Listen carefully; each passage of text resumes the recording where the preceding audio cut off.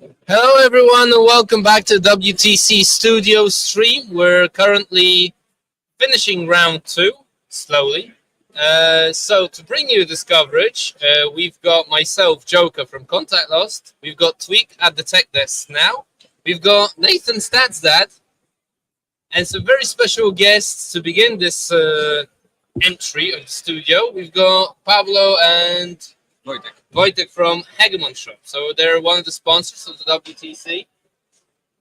So I'd like to ask you guys a couple of questions. So to start us off, what does your cooperation with the WTC look like, and how did it start? Because it's fairly fresh, right? Yeah, but to be perfectly honest, it was very natural way. It was like smoothly process because because we're cooperating with Team Poland. Last year we also made t-shirts for them, and there was a choices like it was a very good quality, and WTC reached us. Can we make t-shirts for them?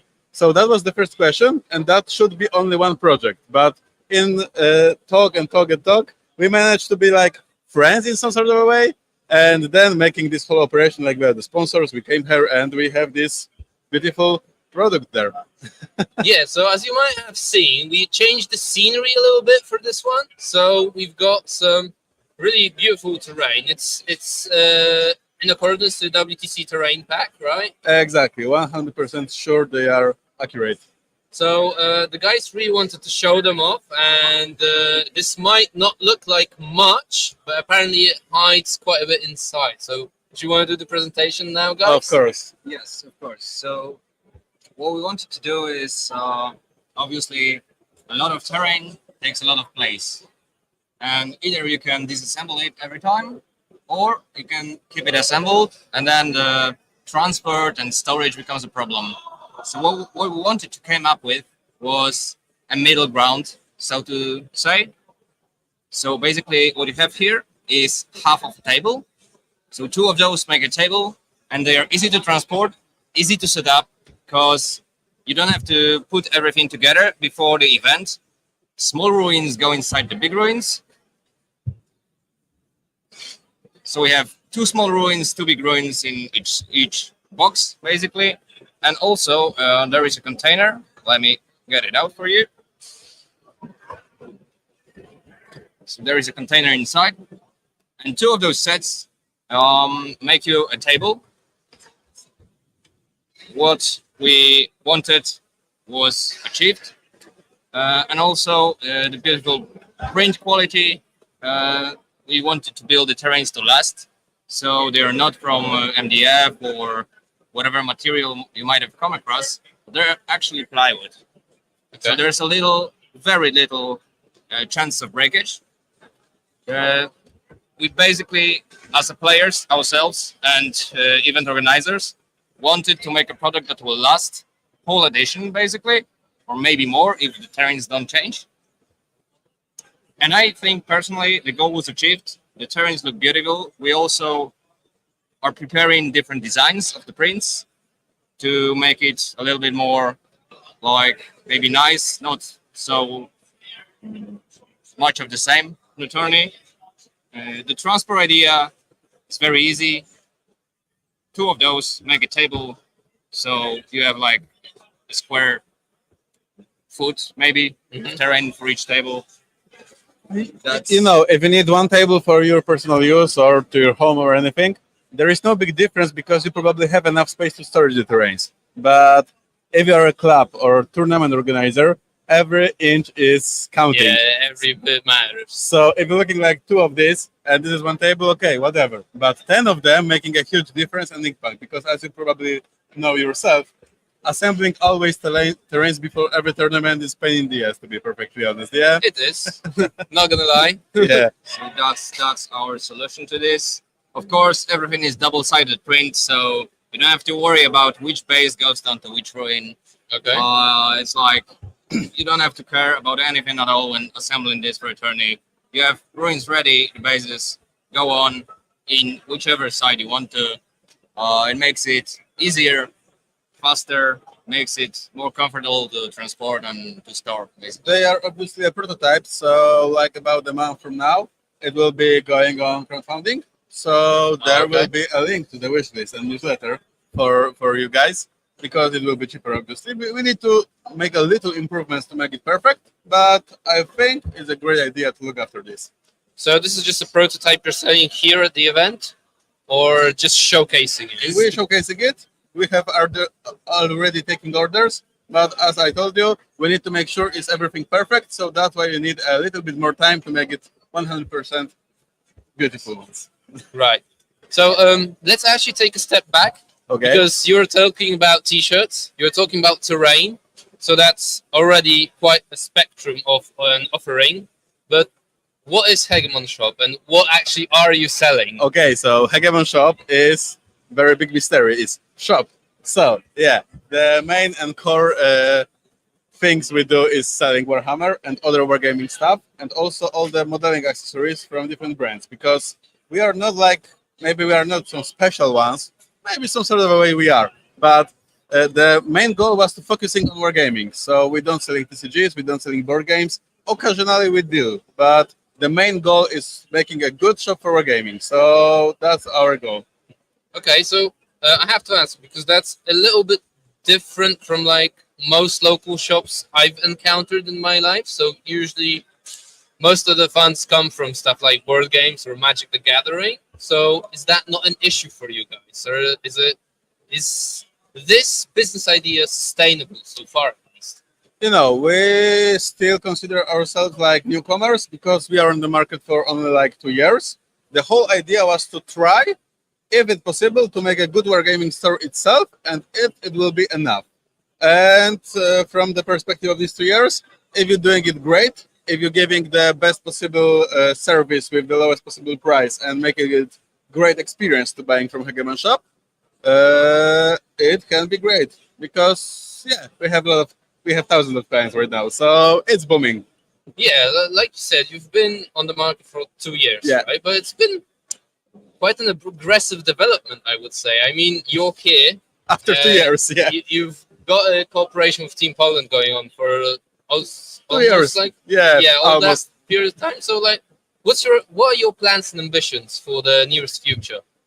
You know, it's always a big mystery because our goal was to make a WTC collaboration after 5 years, maybe, and we did it after 2 years. So, to be perfectly honest, I don't know where we'll be after 2 years. Maybe nowhere. Maybe we'll be real hegemon in Polish market. But yeah, obviously, our conception of this shop is to grow the community itself because there is a shop and there is also a club. So we also making tournaments. This year was the Hegemonalia, last year also. It's not so big because 100 players plus, but still it's also a new idea. There is no background for 20 years of tournament on Hegemonalia, so I still consider it like a success. So main goal is to grow community. Main goal is obviously making business about this. And we don't know where we'll be. We're sponsoring tournaments, we're sponsoring teams. We want to have a good fun with players and play soldiers with them. Yeah, so Also, what makes the difference is we're players ourselves. So what we try to achieve is build up the community, like make it work, make it the best experience possible for us to, for you, for example, to come to our event, to have so much fun that you like to compare our event to all the others and say this one is the best one. They know what they're doing. We try to provide the service that is exceptional, simply. And that's our goal and what we pride in, to be the best we can be for our clients, for our players. Well, what's else to say? We want to be the best, to be perfectly honest. but simply. So, do you guys support any other events, or do you want to focus more on like growing the Hegemonalia team tournament? Yes, for the past 2 years, we were like Polish tournament sponsors and also your tournament. Yeah, I'm hoping you're going to do that again this year, and we need to iron out those Yeah. details. So yeah, we're sponsoring tournaments that we see a potential in, like you. And because, tournaments are very different, and there are great ones and the middle ones. I wouldn't say there are a lot of bad ones, but we want to promote and sponsorship the tournaments that have the potential to be a great hub for players, that you willing to go because there will be there will be fun people, and let's go make a fun weekend. So yeah, we're sponsoring this type of tournaments, and as we told previously, we're sponsoring the Team Poland itself. So funny you mentioned that. How does that cooperation look like? Like, how do you contribute to the team, and where did it come from? Okay, that was my personal idea. That was very funny story itself because it was like we started the shop and we wanted to make something that will be proving that we are no any sort of a scam. Serious, Yes. not a pushover. Yes, and we are serious and we want to be great ones. So obviously, if you want to get something, you need to give something. So that was like obvious thing to do, to call Team Poland and ask do they need this type of sponsorship, and it's great. That the outcome was great, I say, because before us that was a lot of small sponsors that was not working well. Maybe that was working, but we came with different idea because we don't believe in the very easy sponsorship. Like, okay, here is your money, tell about us, bye. We want to make a cooperation. We want to make a very good partnership and helping them to grow, and they obviously helping us to grow. So that was the idea, to help them with T-shirts, to make not only the pure money, but the whole process of working with them to be a great team. Okay, that sounds really good. And do you have any plans, or are there any possibilities for other teams to get sort of support from you guys, or is it exclusively Team Poland? To be perfectly honest, before WTC, we didn't think about that. But after meeting all these teams, I think there is an option for that. I mean, we are funny guys. We're doing funny things. So why not? If someone will reach us and have a great mind and a great idea of making this whole process, I think we really consider it. Okay. So how can people find you? Where can they reach you? Okay, so the main and core place is obviously hegemonshop.com because that's the website of the shop. Also, the Instagram is hegemon.shop. Facebook, the same name like the Hegemon shop. And you will be probably showing the link for the wish list of terrains if someone is interested. Actually, we will be showing something, yes. Though I'm not sure which video. Probably the longer one. Yeah. Now, so more on that in a moment. But yeah, we'll also showcase the wish list later on. Yeah. And if someone is really interested, there is also a special offer for WTC because there is a link with the code that is making the prices even better. So it will be linked. What's the code? It's WTC 2023. Simple to remember. Easy. One last thing before we go, because you didn't mention that as part of your cooperation with Team Poland, you also put up bundles of products, both Hegemon Battle Force. So if someone's looking to start a new army, like I am, then shortly you might want to visit your webpage. Yes. What exactly? That's Hegemon Battle Forces is a great product that is born because of collaboration with Team Poland. Because Team Poland, as you know, are a very good team. So they're making these battle forces, and the whole idea is that if you want to start to play Warhammer 40k, or if you want to new army, it's always pain in the ass to know what exactly to do because you're looking at the list and it's not coming easy together. And the battle forces are a thing that it's 1,000 points that are already balanced for growing up to 2,000 points. So you're buying 1,000 points, you started playing, and then you know exactly what to buy more. And it's done by specialists in this matter because Team Poland are ones. And obviously, we're shipping internationally these products. So if you are from France, Germany, or anywhere, we can ship your Battle Force to you. And the price, it will be shocking to you, in my personal opinion. So, international access to WTC list designed by Team Poland. That's what we do. That's what we came up with this cooperation with them. Yeah. What else is there? Check it out. That's fair. It was very fun to make this interview. I hope it went great. I hope as well.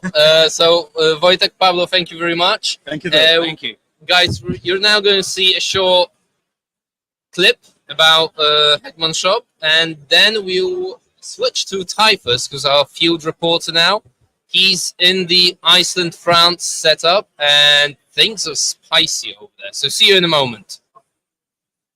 Hegemon Shop. Cheers.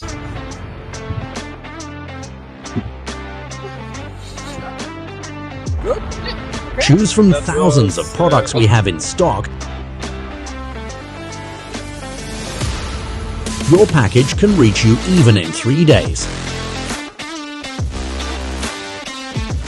One of the lowest prices in whole Europe.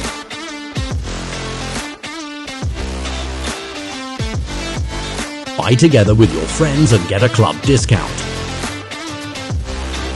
Buy all the modeling accessories and magnets you need in one place.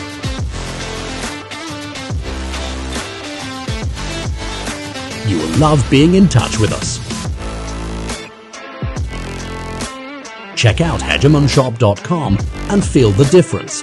Hegemon Shop, your new favorite hobby store.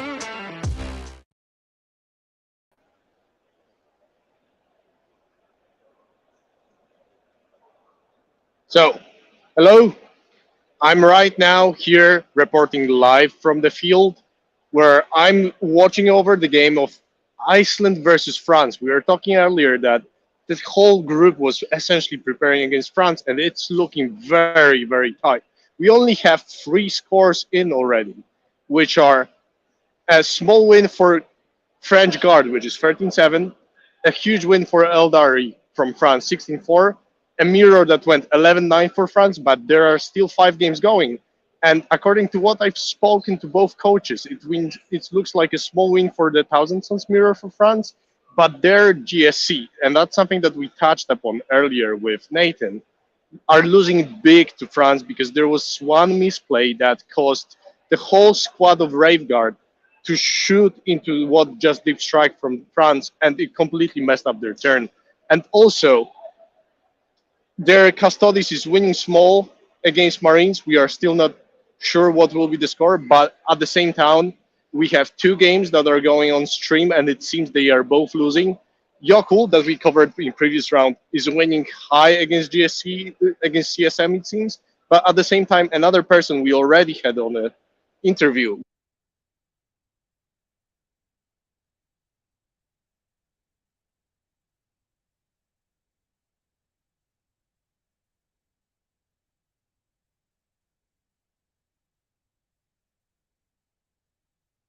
For some reason. So the 2 matchups that we wanted to highlight this round were Norway and Canada, and we're sitting next to it, which is streamed on Wargames Live. We're waiting on just one last matchup to report. Okay, so before Nathan tells us the scores and all the details, I just want to say that it looked really intense. I mean, judge calls were made, and it's not a bad thing, don't get me wrong. That's obviously sometimes during the game you need someone impartial to comment on something or make a call. So it's good that the judges are utilized. Then we've got the other interesting matchup going on, Italy versus Sweden. That looks to actually have swung in the Swedes' favor. And we might have a bit of an upset this round as South Africa look to beat Wales. The scores are not in yet. It looks very, very close, so we're waiting on any numbers to come in. But it's definitely an excitement, potentially. So, okay, I've got Typhus and Nathan running to join in and tell us all of the spice that is happening around the poll. Welcome back. Sorry, guys. Hello. I know I got cut off. At what do you know at what point you got cut off, and what did we miss? No, essentially what's happening right now, it's looking like a small win for France. They have 3 scores in, and they are saying they've got 3 other games that are looking like a small win, but very indecisive. But 2 of their games look like a big loss. So it will be quite impactful to see how it develops. But I think what's way more interesting is what we are actually seeing on the mainstream on Wargame Studio Live. Because, Nathan, you were looking at it. So yeah, so me and StatsDad were looking at the actual scores coming in for Norway versus Canada, which we thought was one of the interesting matchups. And what did we get to? we basically figured out they needed like an 18-19. Canada needed to score in their last matchup to take a win. I just talked to one of the Canadian players about how that match is going, and I've been told it's probably going to be more like an 11 or 12 in favor of Skari, who's playing the Necrons over there. So we're actually going to look at a draw between Canada and Norway this round, based on the information that I got when I ran off screen for a moment there. Did we work out they're on 65 or 75? So they had 10, 30, 33, 40, 45, 48, 68. 68. 68. So they still need They need 8 20, points. and to they draw. need 19 points to win. Yeah. Yep. 19 to win, 8 to draw. So it looks like they're going to get a 10 or a 12. fine. So it's going to be either a draw or a 12. But overall, they're thinking that it's going to be a draw for the round, which is Yes. surprising as like kind of it goes for a first seed Yeah. into Norway. But one of the things when I talked to game players, like the Norwegian team has put a lot of effort into preparing this year, and so they've come out swinging, as it were. Yeah, throughout the games, though, when you look at the scores, we were at the very beginning of the round, we walked through them with Nathan, looking what our own assessments of a given game are. And there are certain matchups that we are not as surprised, because when we go through them one by one, we have the first one being a draw between two custodies lists, and this is something we discussed. If either of players decides to push, it can go completely awesome for them or go completely all right, and then they will most probably lose. Then we have another game which was Eldari from Canada winning 20-0 against Thousand Suns. That's a matchup that we found can be sometimes played by Thousand Suns, but it requires immense skill and knowledge how to pilot it to be able to get points or even sometimes win against it. And then we have not that many surprises moving forward, because we have Orcs losing 3-17 against Necrons from Norway Necrons. But when we were talking at first, this is a pairing that Orcs can win because they just push the Necrons off the board, but Necrons got first. And in this mission, when they get the center objective and create more objectives on their side of the board, suddenly they are just rooted in a place that Orcs cannot dig them out. And moving forward, there's that Thousand Suns from Canada losing 13-7 to GSC. Sorry, which one was that? 13-7, Gene Stealer Colts over Thousand Suns. Oh, right, yeah. So we kind of predicted that a little bit higher for the GSC. But then again, Thousand Suns, they do have the tech pieces, they have the flamers. If you aren't trading well and you're using your one-use only demo charges to kill things that aren't that significant, you will start to fall behind because they can kill a lot of models. But usually that matchup is the Thousand Suns struggle to get out of their deployment zone a little bit, because once the GSC start taking the table, they usually just start racking up the points and cards. That could have been a little bit with cards as well. GSC player might have drawn some awful cards. Thousand Suns get some very convenient cards. It's things like if you get capture enemy stronghold early, it's like, well, it's a card I'm not going to get. Do I have to discard it? Down a card. I'm losing fight. That's a point each time you get those kind of cards. And then the next matchup is Chaos Space Marines for Canada into Norway's Chaos Knights, with the Chaos Knights taking it 15-5, which is kind of a flip from our expectations. What we correct? thought. Yeah. Our initial expectations when we just saw the pairing were like, cool, Chaos Space Marines should get it the other way around. They should win 15-5. But then we went through it, looked at the actual deployment, and that the Chaos Space Marine player fielded all of his obliterators on the board. Yeah. None of them were deep striking. And at the same time, he pushed his possessed in a way that he couldn't really protect them moving forward. So they got shot, and not only that, his obliterators couldn't retaliate. So I'm not really surprised, because I think the game was lost during the deployment step alone. Yeah. And then the next one that we've got was the Eldari into the Death Watch. That's the Canadian Death Watch and the Norwegian Eldari team, with the Eldari taking it 17-3. We did think that it was possible the Death Watch could peel some points off in that matchup, Yes. and it looks like they did. When I talked to them earlier, it looked like the Eldar player didn't place some early objectives to hold, and so that there was some early primary scoring for the Eldar player, which let the Deathwatch player kind of strip those points away in that matchup based on what I was saying. But not too different than kind of expectation. Yeah. And then the one that we predicted like quite immediately was Riley Tremblay for Canada piloting Gene Stealer Colts, beating Peter Pay's Chaos Demons 20-0. Big surprise. Kind of makes sense. There's no play in that matchup for Chaos Demons. Just none. And I'm going to refresh real quick to see if we got the Necrons matchup in or not yet. It looks like we are still waiting on Necron's Death Watch. So we'll have to wait for a little while to see, but you do need like an 18 or a 19 to kind of. I don't think it can be 18 or 19 when I looked over the board. I think it looks like a small win for Skari because he pushed Deathwatch. He was charging Desolation, Marines, etc. with Lychguard, which is usually an indication of the Necrons doing quite well. So not much of a surprise there. I think this will be a small win for Necrons and overall draw for the round, which is it's good. Yeah, it's a good matchup. And for a reason, we thought this one will be interesting. Yeah. Otherwise, when we're looking at scores coming in, there aren't too many surprises. England and Romania drew their Gene Stealer Colt, so there's a 10-10 draw there, which can happen. Me and Nathan were talking about between this, that matchup can be very volatile. So sometimes it makes more sense probably to play a little conservative. And there was also one game that just shows how volatile that was. So that was the Luxembourg-Germany game where the Luxembourg player ended up making an error by taking a unit off the board. The German Gene Stealer Colt player capitalized on it, picked up the remaining pieces on the board.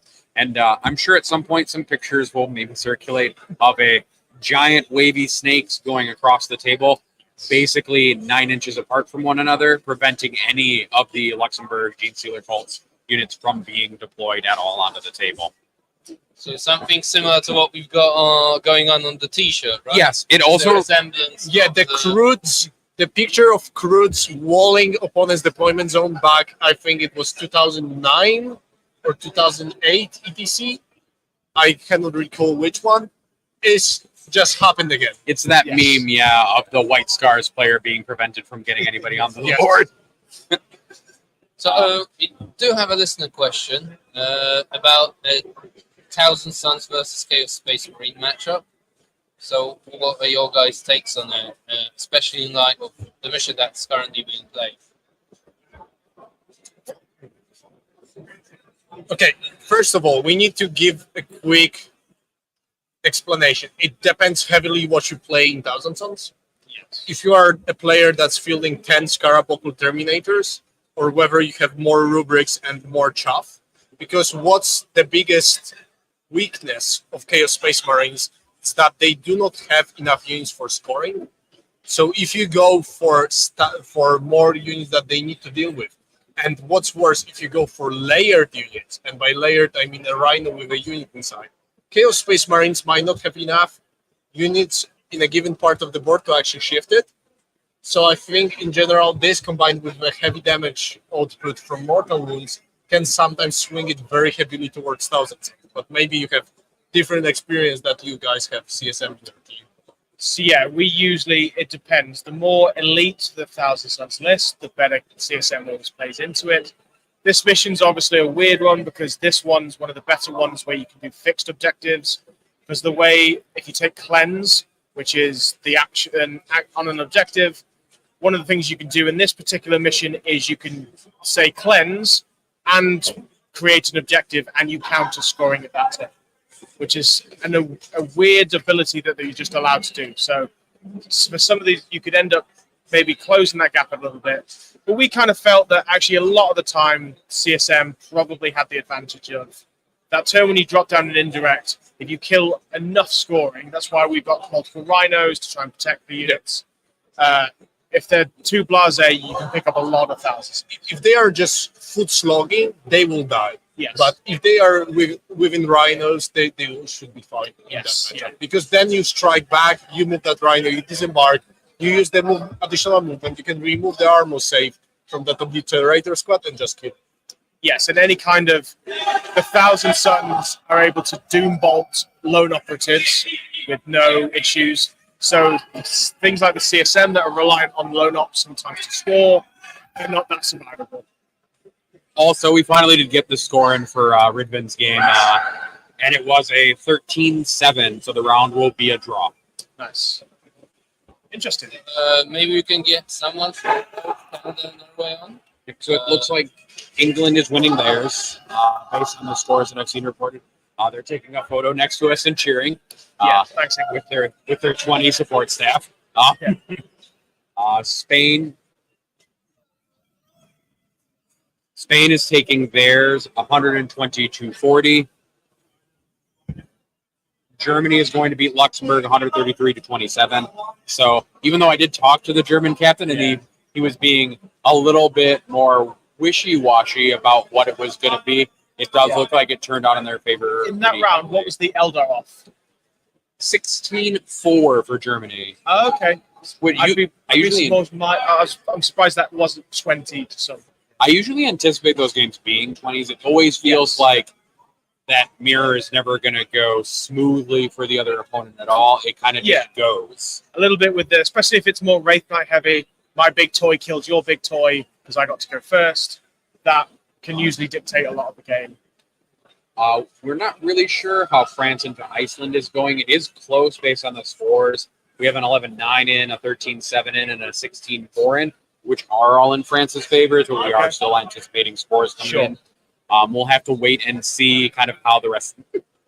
On that topic, it seems that Scotland got a squeaker, by the way. Actually, oh sorry, joker.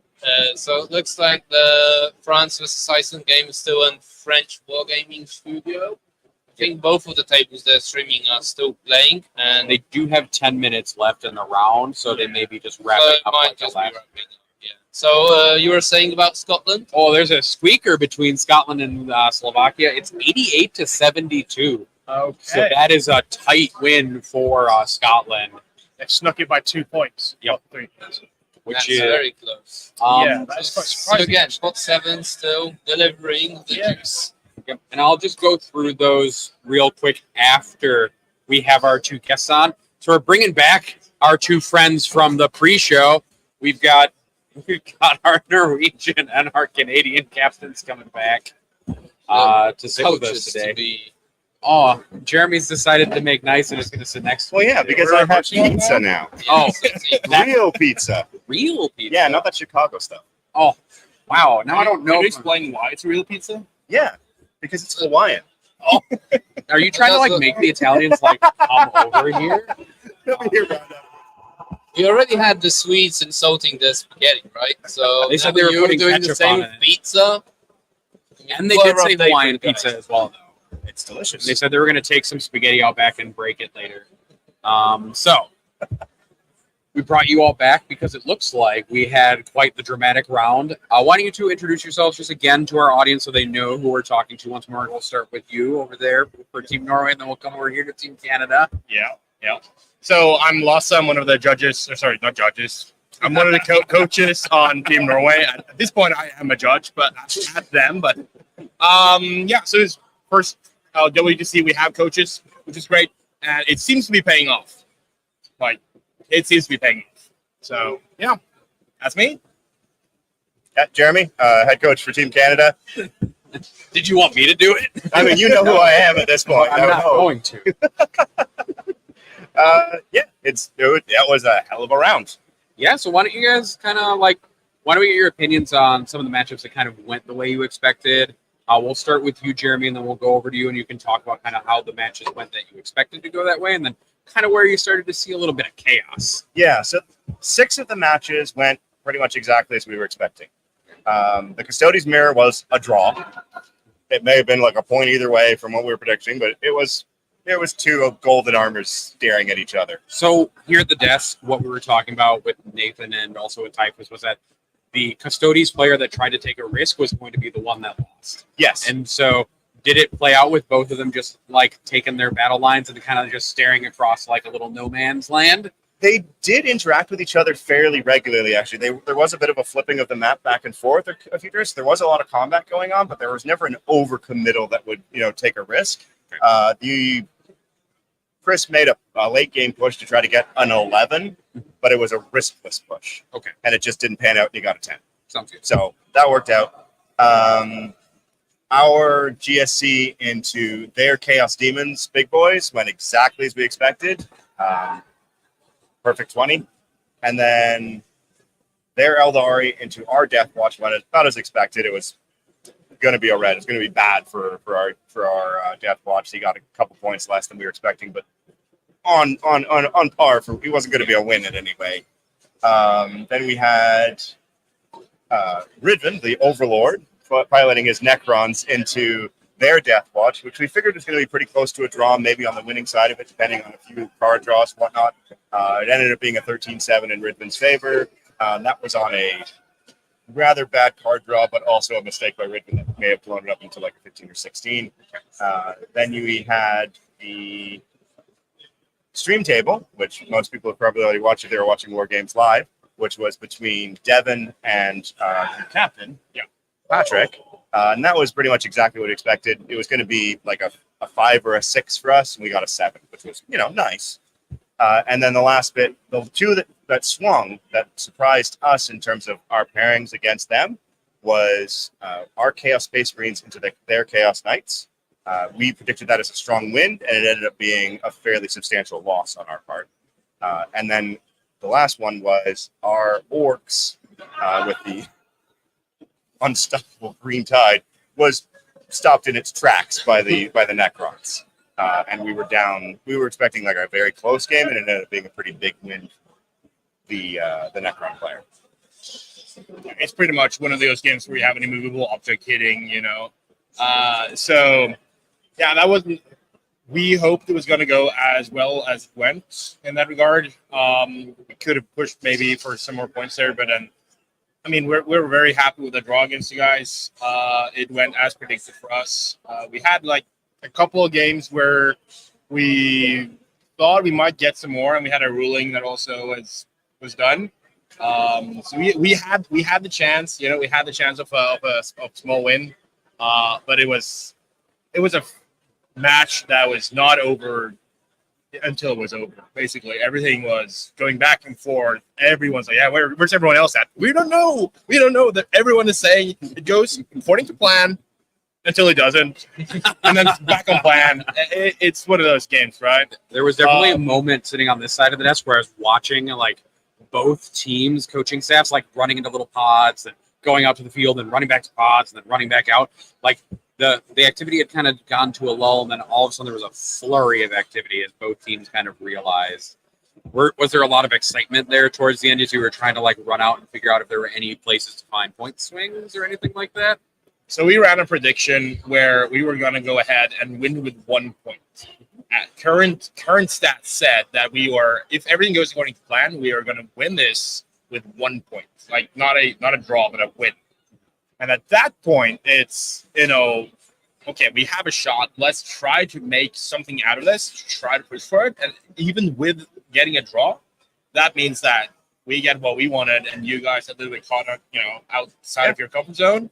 It's all about respecting players. Things can happen when you're playing a bunch of people you haven't met before or haven't heard about it. You don't know how it's gonna go.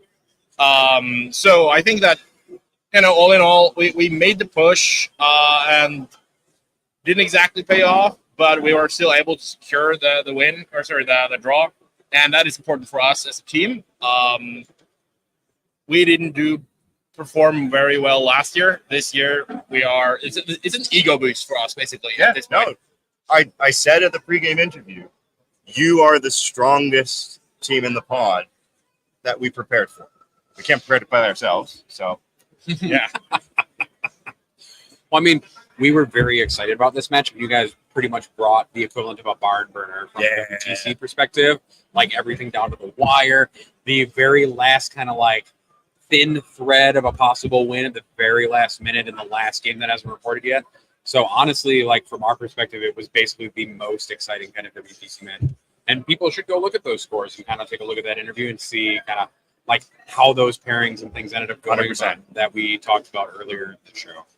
But we won't keep you from your lunch and also from celebrations and kind of like pairings adjustments for too long. So thank you, both of you, for coming here and joining us one more time and talking about the experience. And we look forward to seeing you both during the Swiss portion of this as well. Thanks very much for entertaining us, and good luck in the final pot round.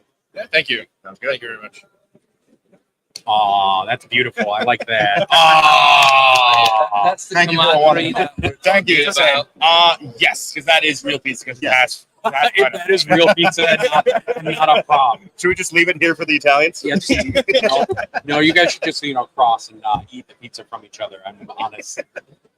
We'll stop. We'll stop. Thank you very much. Yeah, thanks guys for coming on. Talk to you later, bud. So we've got the next interview lined up already. Why don't you, Nathan, sum up the score of Norway versus Canada? Was the guys come on and sit down? Sure. So, sorry, I was making sure that I pulled up the right thing for just a second. Like, I make sure I can spell Norway. Sometimes my life is hard. So we had a tie between the two custodians. That's Chris Haynes and Jonathan Harkin. Tim Dietliefs. Oh, I'm gonna get hell for that later when I mispronounce it. The Eldari for Canada won 20-0 into the Thousand Sons of Norway. The Orcs of Canada lost 3-17 into Necrons.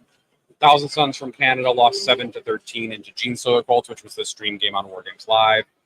We had the Canadian Chaos Space Marines losing 5-15 against Norway's Chaos Knights. Then we had Canada's Death Watch losing to Norway's Eldari 3-17. And then Canada's Gene Stealer Colts winning 20 to Chaos Demons 0 for Norway. And then finally we had Canada's Necrons winning 13 to Death Watch's 7 for Norway. Which sums up to? No, no math yet. If it has actually summed it together real quick, I'll do it. 81-79, Canada to Norway draw. So just 2 points. Point difference. Yep. Very close game. Very tight. Right. And now we have our next interview. Yes. So why don't you guys introduce yourselves? And we have you guys on because apparently this game was also very close. Yeah. So why don't we start with you? Absolutely. Hi, I'm Leon Smith. I'm the captain for Team South Africa. And yes, this was an extraordinarily close game. An absolute screamer. It was very enjoyable. Yeah, hello everybody. I'm Eero Saukkonen from Team Finland, captain this year, and we had just had a lovely game with South Africa here. It was really pleasant to play these new guys and see new faces here in our great event, and we almost lost, which felt bad, but these guys know how to play. Yeah, so just to summarize real quick, it was a 77-83 draw with Finland scoring the 77 and South Africa scoring the 83. Yeah. Joker. I was just gonna ask how did the pairings fold out? So any noticeable matchups that you'd consider either a flip or an unfavorable ones for you? We thought we got the pairings covered quite well. It looked from our matrix that it was okay pairing for us. Maybe the biggest turning points were basically our Chaos Demons played their Eldari and your Eldari played our Chaos Demons, and basically we ended up our Demons lost the game and our Eldari tied the game. So that was basically the bigger. Yeah, I think that was definitely our feeling as well during the pairings.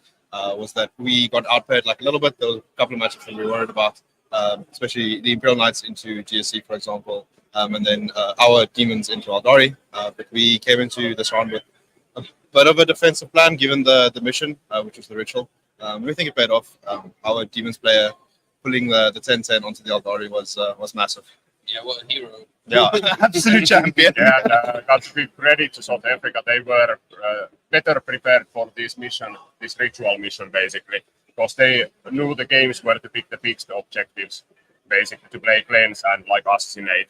Yeah. And we just didn't see that coming, so our matrix was a bit off because of those matches in the end, as a hindsight, basically.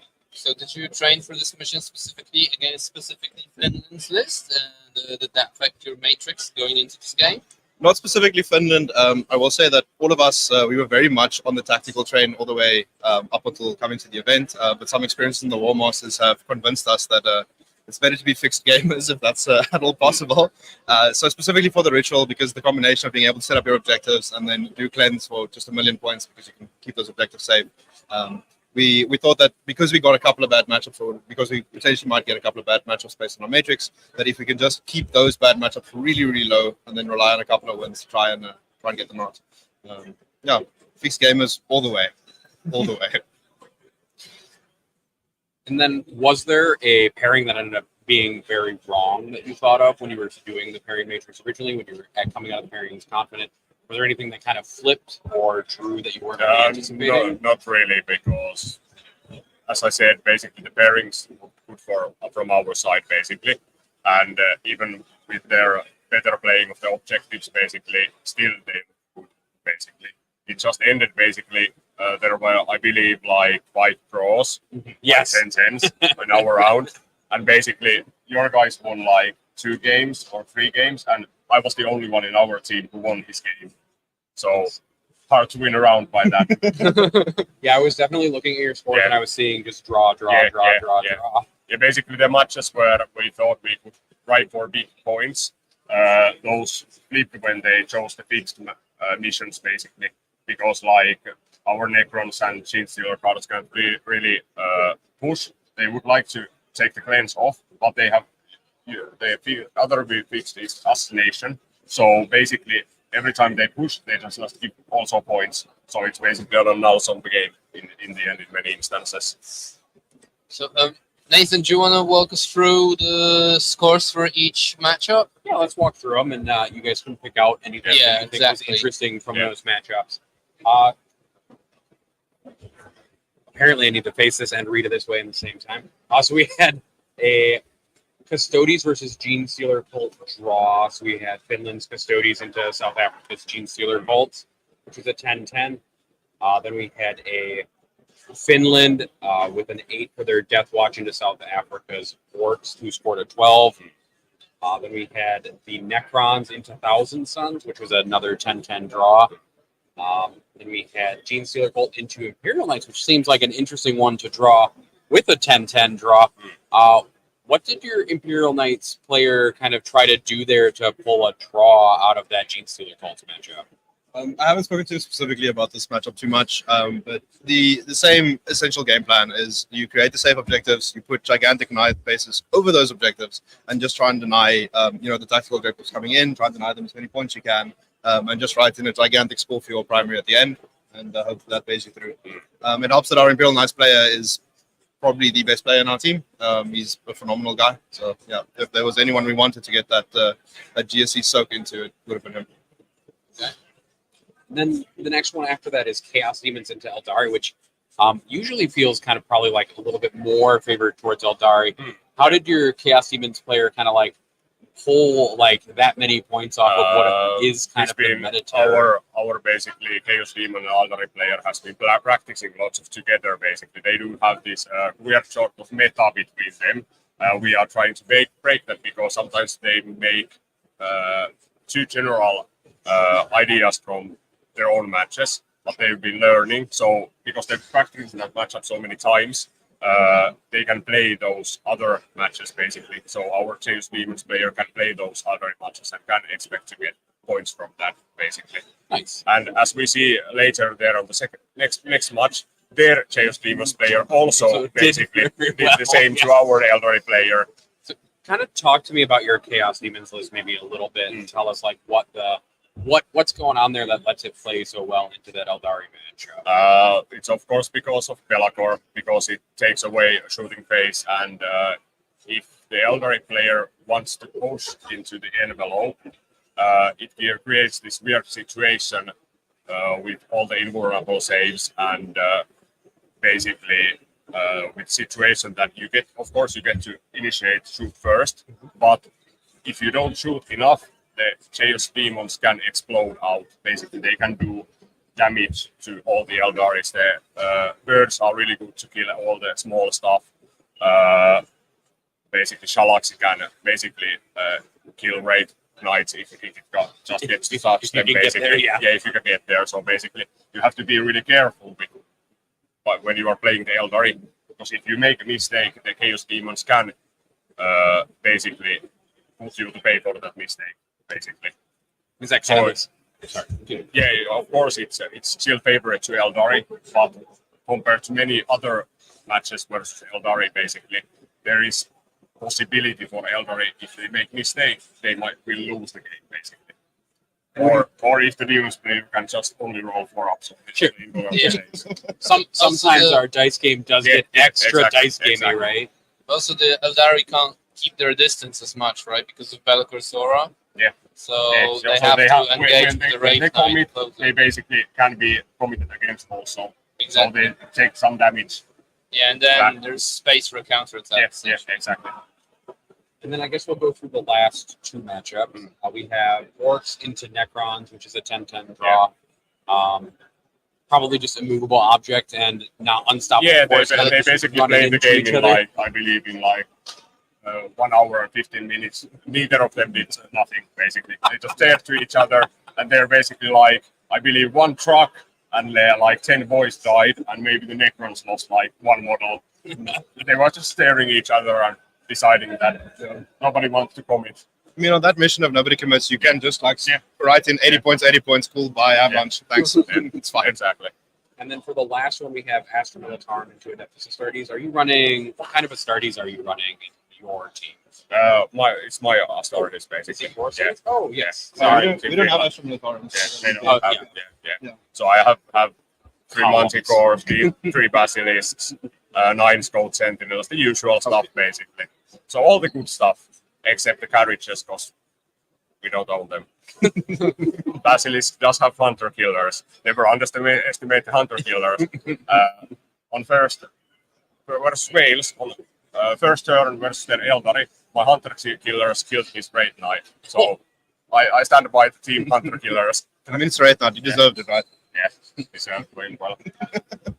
Well, thank you both of you thank for you. spending the time. Also to go through all of your pairings with us and kind of give us a little bit of a lowdown on some possible Chaos Demons tech into Eldar, where that people maybe should pay attention to. Might be, or just not respect the Chaos Demons and get crushed. Or teach the Eldar that they need to respect other Exactly, people just exactly. a little bit.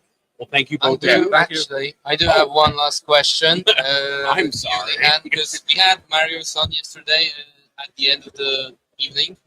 And he was also from Team Cyprus. He was also featured on our Creme series, but so were you as a newcomer. So I must ask, how are you finding the event? And is it meeting your expectations? It's absolutely exceeding them. There's no comparison. We don't have the same breadth and scale of the event in South Africa, so perhaps I shouldn't be comparing them, but this has honestly been an experience that's completely divorced from anything I've had before. It's absolutely amazing. Like, we've been meeting so many people. And I mean, there's always like this little element of starstruck when you meet someone whose podcast you've been listening to for like forever or something like that. But the atmosphere is great. I think almost every single one of my games have been against amazing opponents. And we're all so hyped to be here. Like, the energy in the team is so high, and we are so keen to get this done.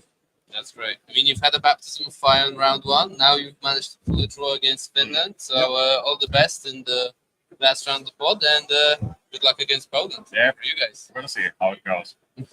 Thank you very much. It will be fun. Somebody will lose. 100%. Yeah. Thank you guys for coming Thank you. on, and we'll see you around. Thank you so much.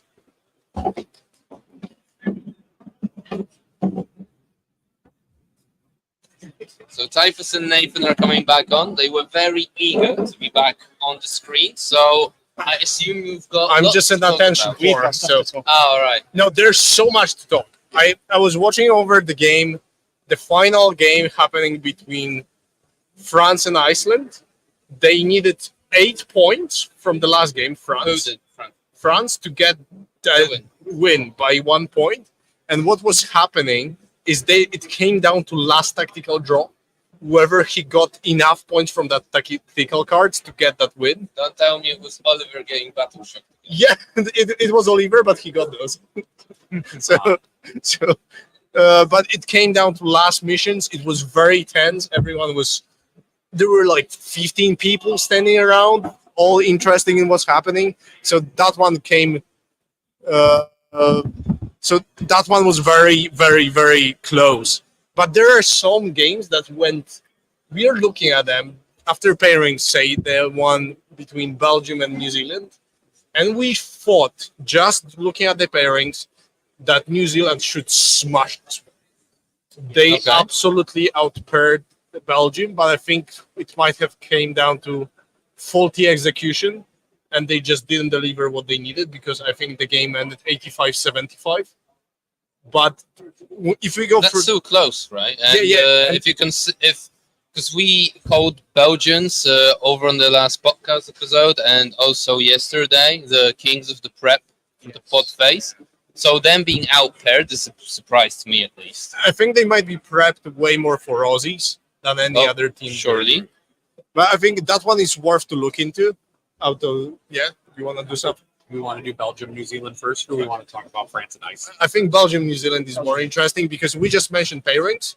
So we can go through the pairings and why we think they just outpaired them and where it didn't go out according to plan. So the overall score was 75-85, which is draw by 1 point. Which is a draw by 1 point, with New Zealand getting the 85 and Belgium getting the 75. Our first pairing is Belgium with Death Watch into New Zealand with Imperial Knights.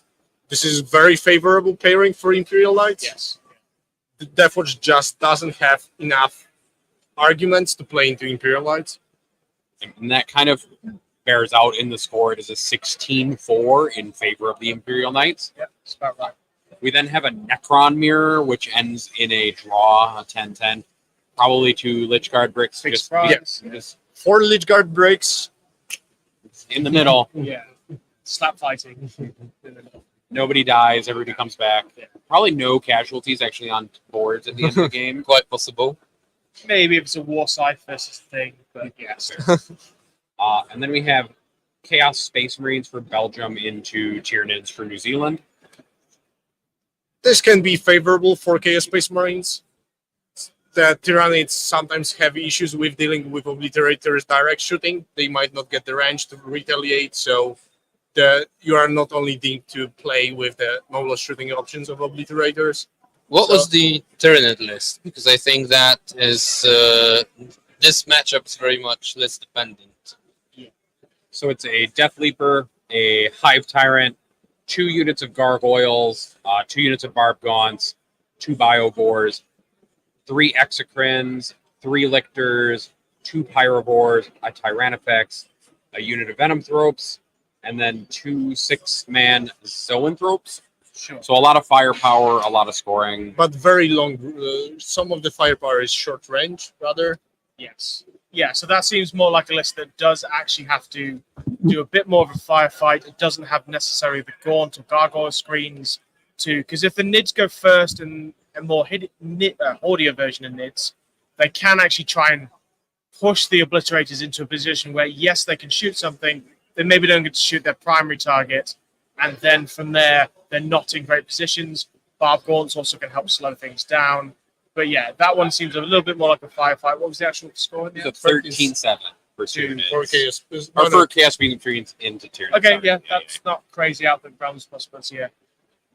The next one is Eldari into Custodes with Belgium on the Eldari and New Zealand on the Nemesis Custodes. That one ended up as a 12-8. For Eldar. I guess Eldar, yeah. if it was Custodes defending on their table Yeah. in this mission, I can easily see this score. Yeah. Death wounds, mortal wounds, feel no pain. It's a bit dice lots of dependent of horror. that. But point, not right? really. If you have your own board and you have those 9-inch tall elves and you can spawn your markers there. Yes, because one of the table layouts is also you've got a 9-inch by 5-inch ruin with a bolted on 4-inch by 5-inch ruin, and Custodes can mostly hide because the 9-inch actually shadows the 5-inch, so it actually makes it quite easy to hide Custodes even against Titan.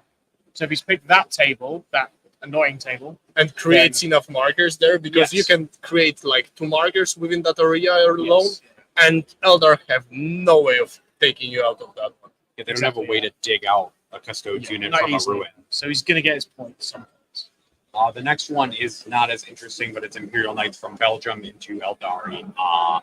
for New Zealand, which is a 0-20 with the Eldar taking the 20. Sure. Yeah. We then have a Cool story. we have a Custodes for Belgium into Gene Stealer Colt for New Zealand, which was a 12-8 in favor of Custodes. Okay. Yeah, that can happen. And then we have Thousand Suns for Belgium into Chaos Space Marines, which was a 20-0. I mean, it was Liam VSL. We need to account for that. Yeah. One Liam of the is- best players in the world, arguably. Yes.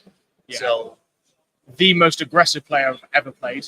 I played him about 6 months ago, and he didn't take any prisoners. He's a very, very good player, and he's practiced a lot, and he's done a lot of practice with Vic as well from Team England, sorting the same list out, and yeah. But then again, equal playing ability, decent CSM list. I can actually maybe see how CSM win that game sometimes, but yeah. And then the last matchup was Gene Stealer Colt for Belgium into New Zealand's Death Watch list. Yeah. Which was a 16-4 in favor of Death Watch. I mean, fair. Again, I can see that. I'd normally see maybe the Death Watch a little less points, more like a 13-7 type thing, but you can push it. The problem is this matchup can also be very volatile because if you over push it with Death Watch, suddenly you find out yourself stranded and units just dying around. Yes. And you do not have resources moving later. So this is one of those matchups where we see the score 16-4, but if you play it badly as Death Watch, I can easily see it going 16-4 the other way, even though Death Watch should be heavily favored. There's also David Gaylord, who is a well-known and very respected good player. I borrowed his army for singles, and he did, when he was teaching me how to use it, sound extremely confident in the Gene Stealer Colt Death Watch matchup specifically. But in this mission, I would have maybe thought GSC would get more points because you could take fixed in this mission a lot easier. You auto cleanse for 20 with GSC, basically. You could probably do engage for 10 or center maybe a bit more difficult, but I thought you get 30 and then you get some decent primaries. But yeah, I can see 16-4. So maybe let's go back now to the France-Iceland game. I think that before we do, so the final score was 85-75 to New Zealand. So which 1 is, point. Needed 1 more point to get to a win. So it's a draw. Yeah. The worst of draws. Yes. So we have Iceland and France. France with 88 and Iceland with 72. So just kind of a very narrow margin win there. Coming 2 down to points. last cards. 3 points. And I guess we'll just go through these in the same way, just go through them one by one. We have Custodes for France into Death Watch from Iceland, which was a 13-7. Yeah, sure. Makes sense. That's the expected score. We have the Thousand Suns Mirror. I think we mentioned that actually a little bit in the pre-show when we were going through some of these pairings, where that had the potential to be a lot of different things. And it ended up ending in France's favor with a 13-7 in favor of their Thousand Suns player. Next, we had the Necron Mirror, which we also talked about. It does look like the France Necron's player just managed to kind of pull out kind of a squeaker of an 11-9 in that matchup. Cards, probably. And he had the Transcendence attack. Yes. Okay. That was He got his point extra. He got that 1 point that was needed during that process. We then had Gene Stealer Colt into Eldari, which was a 1-19 in favor of. Yeah. But that's the one that I told you about misplay. The Gene Stealer Colt player deep struck his squad, shot into Raveguard, but not enough to cripple it. So not with bombs, just with some random shooting, killed one. And then Raveguard said, okay, so I'll kill you, all your friends. And suddenly there were no bombs on that flank to kill that squad. It's a very rookie mistake. That's, to be fair, on this level, that should not happen. And then we did have the French captain on Black Templars who drew into Chaos Space Marines with a 10-10. We have Astra Militarm for France into Adeptus Custodes, which was a 13-7. For guard. For guard, yes. Probably a lot of slowing units down with artillery, kind of making those Custodes breaks like unable to like essentially leave deployment zones and things like that.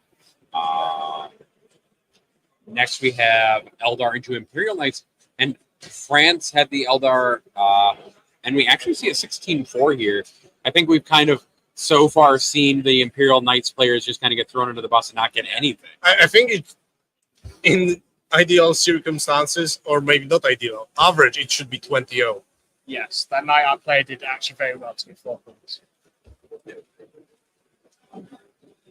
So And then the final matchup for that round, and then I'm going to look at chat because Tweak is telling me that I'm not paying enough attention to you people in chat, and that's fair.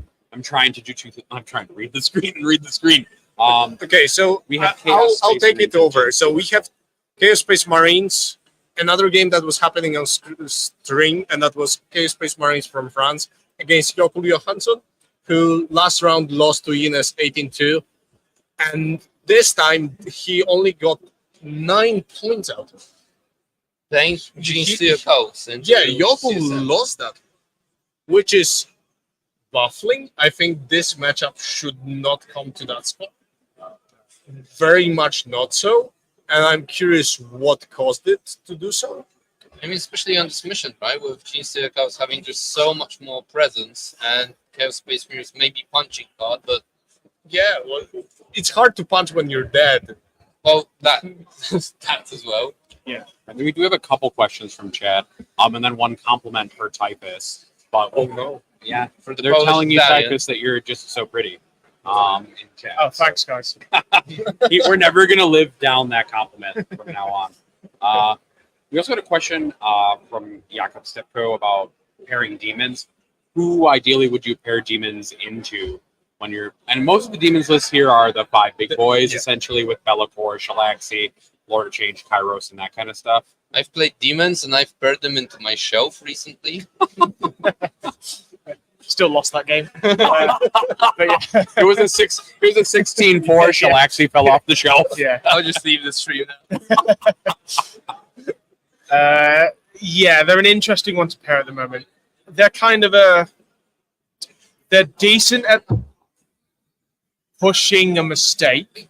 So, for example, I've seen them beat things like Custodes if the Custodes overstretch and you can put too much into one unit at any time, and then you can just rinse and repeat on next unit. But normally, if you play compact enough, demons against the fight first, not doing so great. You don't quite have the damage to put down Necrons. Eldar's not a game. GSC's not a game. Deathwatch, again, you run in, you kill 6 dudes, and the 4 hammers smack you back. That's not great. It's decent into things like Guard because you can rely on that Be'lakor ability to just stop you getting shot, and then you have the space to kill your points. But not everything can be in Be'lakor range all the time.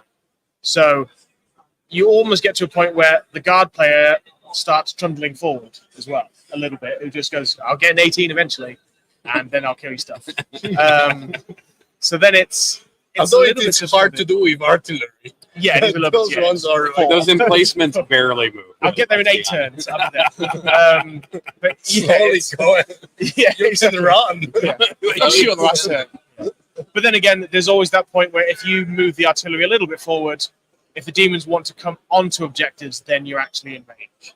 So The demons do have to effectively play the game at some point. yes, And in they this do. one where they have to kind of come to the middle zone, they can't stay out of 18 inches all game. I think they have an okay matchup into some of the Marine builds still. If you say that the Spanish version I quite like because he's got the Blood Crusher unit, so he can run in and kill whole units of something. They are mounted, so the Anti-infantry weapons. aren't as successful because anything those Blood Crushers touch dies. They just rinse Marine units, so that's a nice tech choice that I drop over a monster. But yeah, it's interesting to see how they'll do, and I guess we'll have to see later on how well the German one does. He's probably one of the better players, using one of the better lists.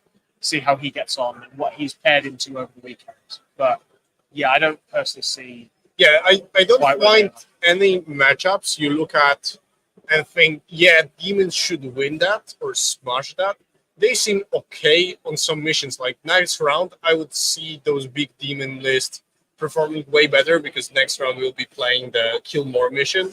So then if you have only 5 units on the board, it's hard to kill more than you do, usually. So Yeah. but I don't find, even though Be'lakor gives you the safety, it is really hard to push certain armies because those, you might think that those big demons are resilient, but other than Shalaxi and maybe Great Angry one, Yeah, I mean, They you just die. you look at the data sheets, they seem impressive, but then into the top armies, they just fail that stat check. Yes. Yeah. There's too many big things now that I, just. I think they overpay for their defensive profiles, so they do not have also enough offensive profiles to make sure that if they charge at 5-man Marines, but they always kill it, because that's what you kind of expect. Yeah, but that Marine squad needs to have a character, and you're charging with Shalaxi. Maybe That is better, yeah. Yes. Yeah. And then Joshua Rissick has a question in chat, which is, are this many draws common at this phase of a team event? Yeah, draws are pretty common. Yeah, like I know obviously Americans hate draws as an existence. They're like, well, we'll look at overtime, win over extra overtime. Just play until somebody wins. But yeah, draws here are pretty common. A 10-point margin is a reasonable thing against two well-skilled teams, as long as nobody does anything crazy or the matrix doesn't go way off track. A 10-point difference is not that unreasonable. And in some ways, like, you are inevitably playing as the best players from another country, right? Like, these skill level is comparable in a lot of these matchups.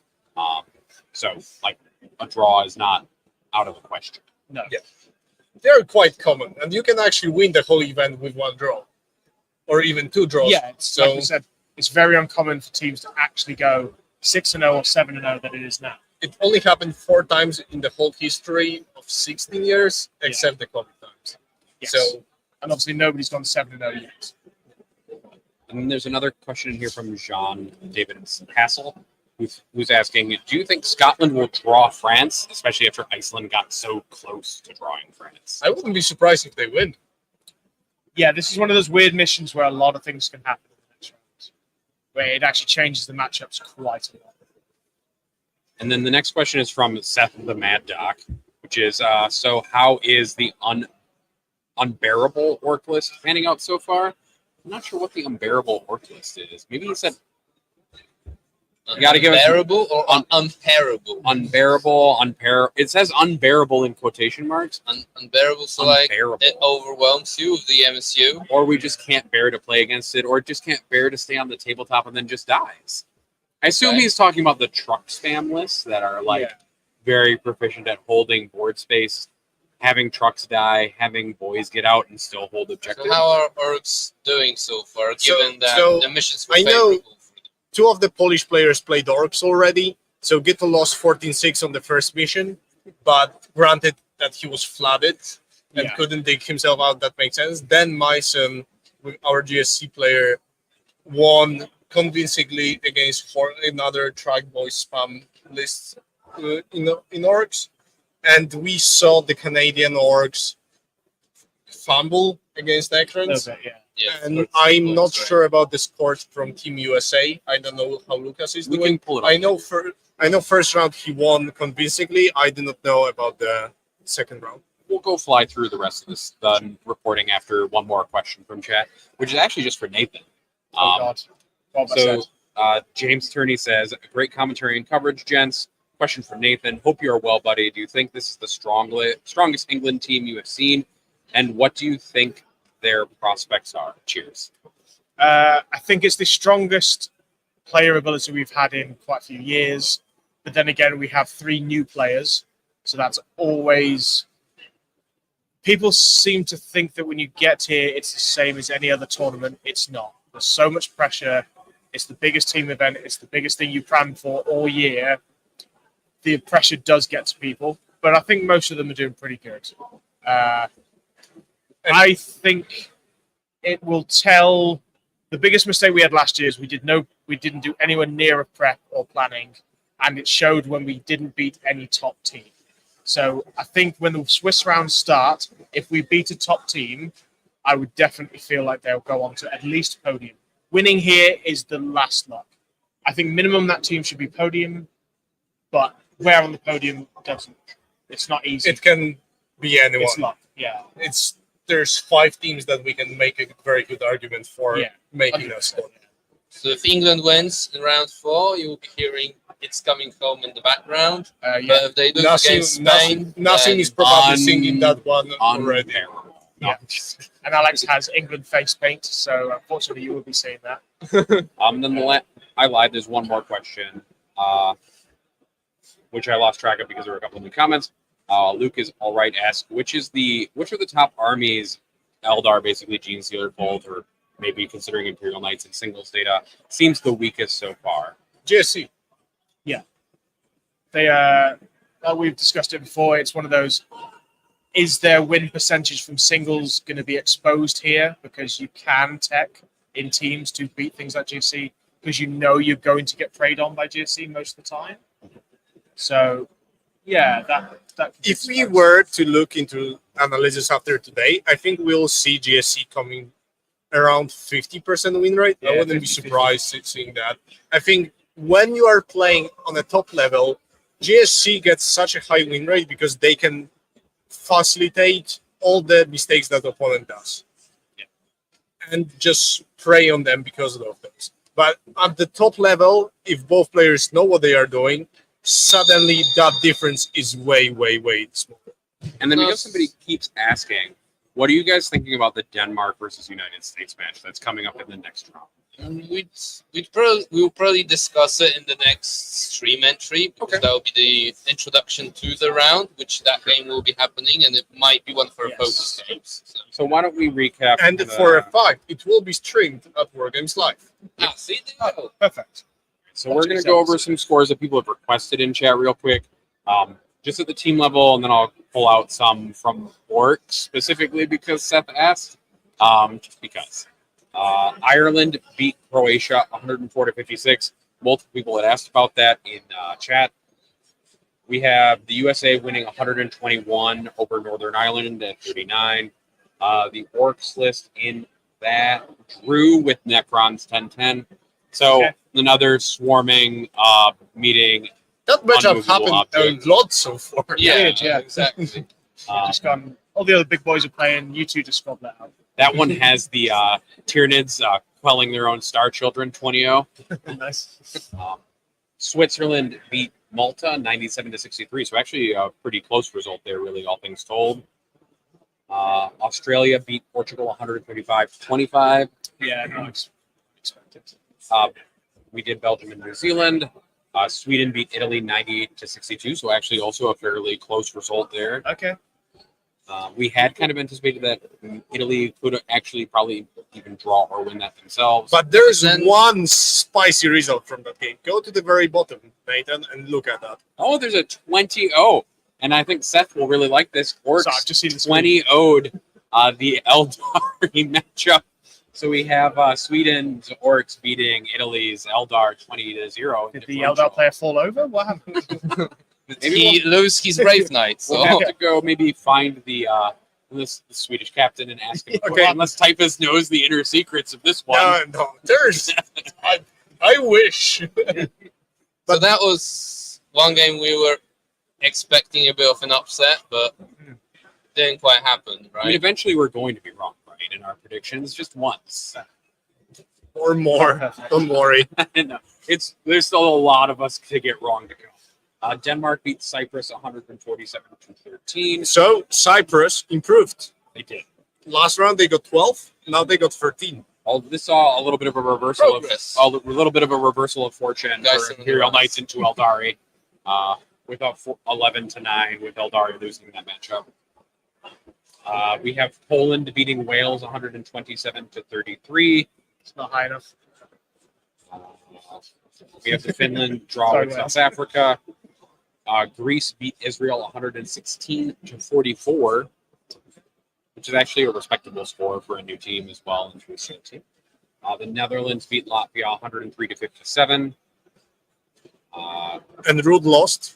Rude lost, huh? Oh yeah, there it Against is. a Polish mercenary. That's the 6-14. That is the Eldar pilot Rude. You know, we're GSC. We're like GSC. Sneaking very Clans generations in the making. taking over each aspect of Warhammer 40,000. Austria beat Czechia 108-52. And then I think that's all of the matchups. You guys can yell at me later if I forgot one. I'm sure I did inevitably forget one. Mention England? Oh, England. Sorry, England 111 to Romania 49. That actually wasn't on purpose. That should be enough. higher. Although, No, I was trying to bash Wales, not you. although I will say that their Death Watch pulled quite a few points off of the Eldar player, making that a 7-13. No, we cannot be nice to Nassim. Come on. I can be nice to Nassim. I do like Nassim. I mean, I walked We past still Nassim. shouldn't be. I did Just walk risk- past Nassim early in the round, and he looked at me and was like, Nathan, it's bad. And then I came back, and this is actually pretty good, all things considered. Other than that, there's nothing too strange.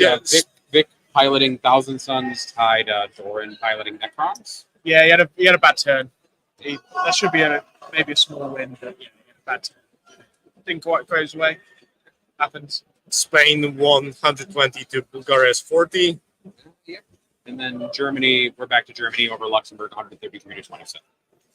Nice. So yeah, that's all the points for the round. Anything else that we want to talk about? I do actually have one more topic. So, Pod 7 is still delivering interesting results, but Iceland did lose both of their games so far. We did assume they might actually be doing a bit better. So, yeah. What do you guys think about their performance so far? I think if Scotland and Iceland were preparing together, it makes sense that one of the teams can actually swing it in the pairings way more. So the win there being way bigger than the game now against France, it also is not as surprising to me, if anything, because it shows that they also coordinated themselves to take down France. It came very close. One round of scoring away of drawing the matchup. That's still very good for a team that's very, very good. They were fighting 16 last year or 17 last year. That's still very good, right? So I don't think it's necessarily a surprise. Sometimes pods can go volatile.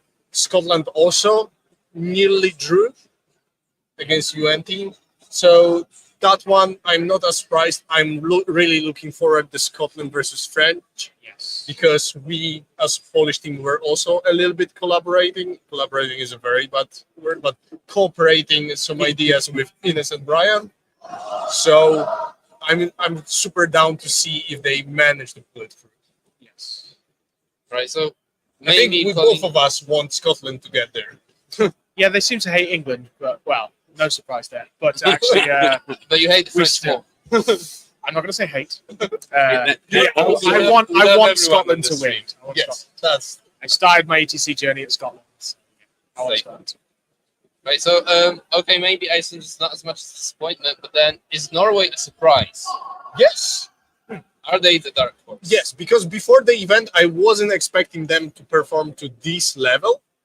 But now that I've seen some of their games, some of the pairings, I can see them going for like 4-3 or 4-1 score even at the end when they play against more teams around their level instead of having to play against seed 1 teams. Yes. I didn't expect them to be this level because I didn't know the names. I only had my memory of how the team performed in previous years.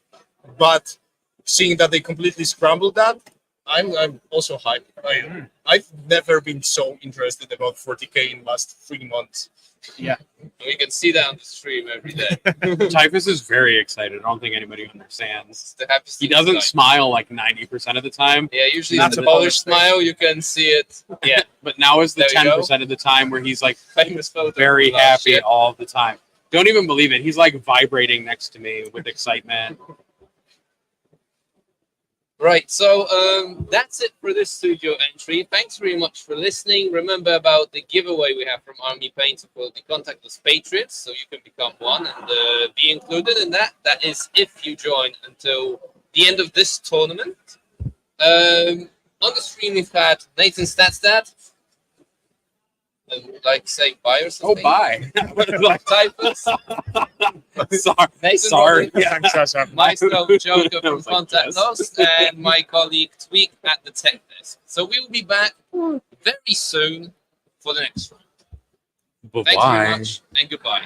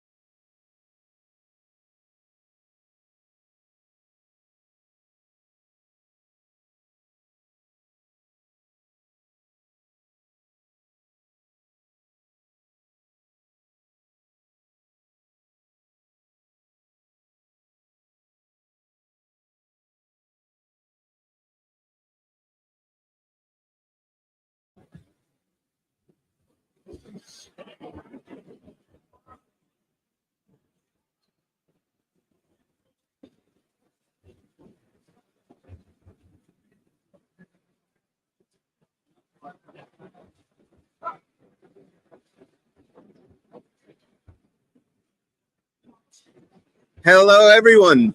Welcome back to the WTC Studio. This is live coverage of the WTC, the World Team Championship event, happening right now in Mechelen, Belgium. If you're only turning in now, we have finished round 2. This is now the beginning of round 3. So we are still in the pod group stage, let's call it like that. So we have still teams playing the final game of the round the final game of the group round to establish which teams will jump out of their groups and progress further.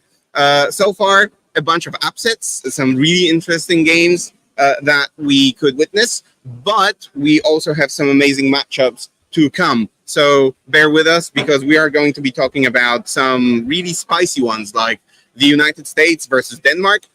We are definitely going to mention England versus Spain. We are going to talk about Scotland versus France, and we cannot forget about Belgium versus Australia. I am Tomek, also known as Tweak from Contact Lost. I am accompanied by 2 Nathans, Nathan Roberts from England, who will be doing the match breakdowns and so on, and Nathan Henning from StatCheck, who will be doing the stats and all that numbers mumbo jumbo that only he understands. So before we go to okay, so what's the plan? The plan is we are going to start with Typhus, who is upstairs. He will give you the bird's eye view of the room, and he will talk about the pairing process, because there are groups or there are teams now discussing stuff. So we will in just a second switch over to him, so he will explain what is going on. Then we will probably have Limm, so the head referee of the event, to talk to us about his work and talk about what is going on, whether there's a lot of work for him and his staff of 14 referees, I think. And then we are going to go over the matches with Nathan, and we are going to discuss mainly England and Spain. And then we will move on to the second Nathan to talk about the statistics and to see whether Eldar are a real threat, whether GSC are a really real threat, and whether there are any other interesting spikes in the data, for example. So I guess without further ado, we will now move on to Typhus, who is in the bird's nest, and he will give us the overview of the room and the entire situation. Joker, whenever you're ready, do switch over to Typhus. Joker makes a funny face, which means anything and everything. Bear with us, because it takes a while to switch over. I have no idea how to read Joker's face right now, so yeah. Are we getting there? Are we not getting there? Yeah, hopefully we can do it already before here. the teams. We're already finish pairing. here. I mean, right next to us we have team. Okay, so for a fact, we managed to get it through. Field reporter Typhus already here.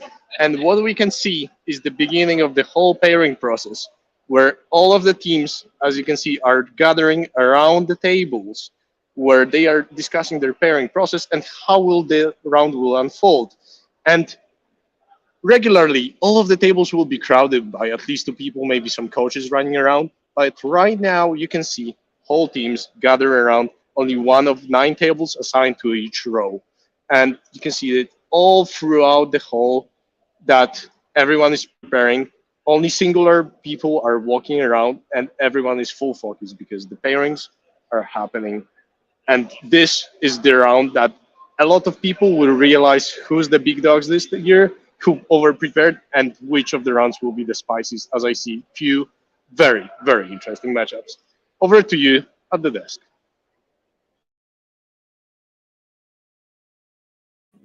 So I guess we are done with Typhus. So we still don't have Limm to talk to us about the event and so on. We are waiting for him to come over. Hopefully he remembers. I see him walking over there. So let's hope he is making his way to us. In the meantime, USA versus Denmark, sitting right next to us doing the pairing now. What do you think about this matchup? Is it a spicy one? Is it Yes, this is an interesting one because it looks like Denmark has kind of gone back to their older team. Some guys who didn't play last year. Some people, after COVID, we actually missed 2 years of the ETC, or WTC, sorry. Mm-hmm. So some people kind of took a break from 40K, were getting back into it. but they've got some of their older players that have come back, like Daemon and Anthony Horvath and quite a few of the other guys. So we've got to a point now where they should hopefully be back to their former self. So before lockdown, they got a second place and 2 top 5 finishes. Right. But we have USA, who last year narrowly missed out on a podium. A couple of years ago, 2018, they won the event. So they are, again, one of the favorites to win this. Yeah, absolutely. They come into the event with huge appetite. With last year, I think it was an upset because they were counting for a lot more. This year, with a lot of new talent on the team, I think the team is refreshed. I think they changed the mode in which they choose their players as well to follow, I would say, more like the European standard of selecting the team. So Nathan, as a fellow American, can you tell us something about them? Oh, that's a hard question.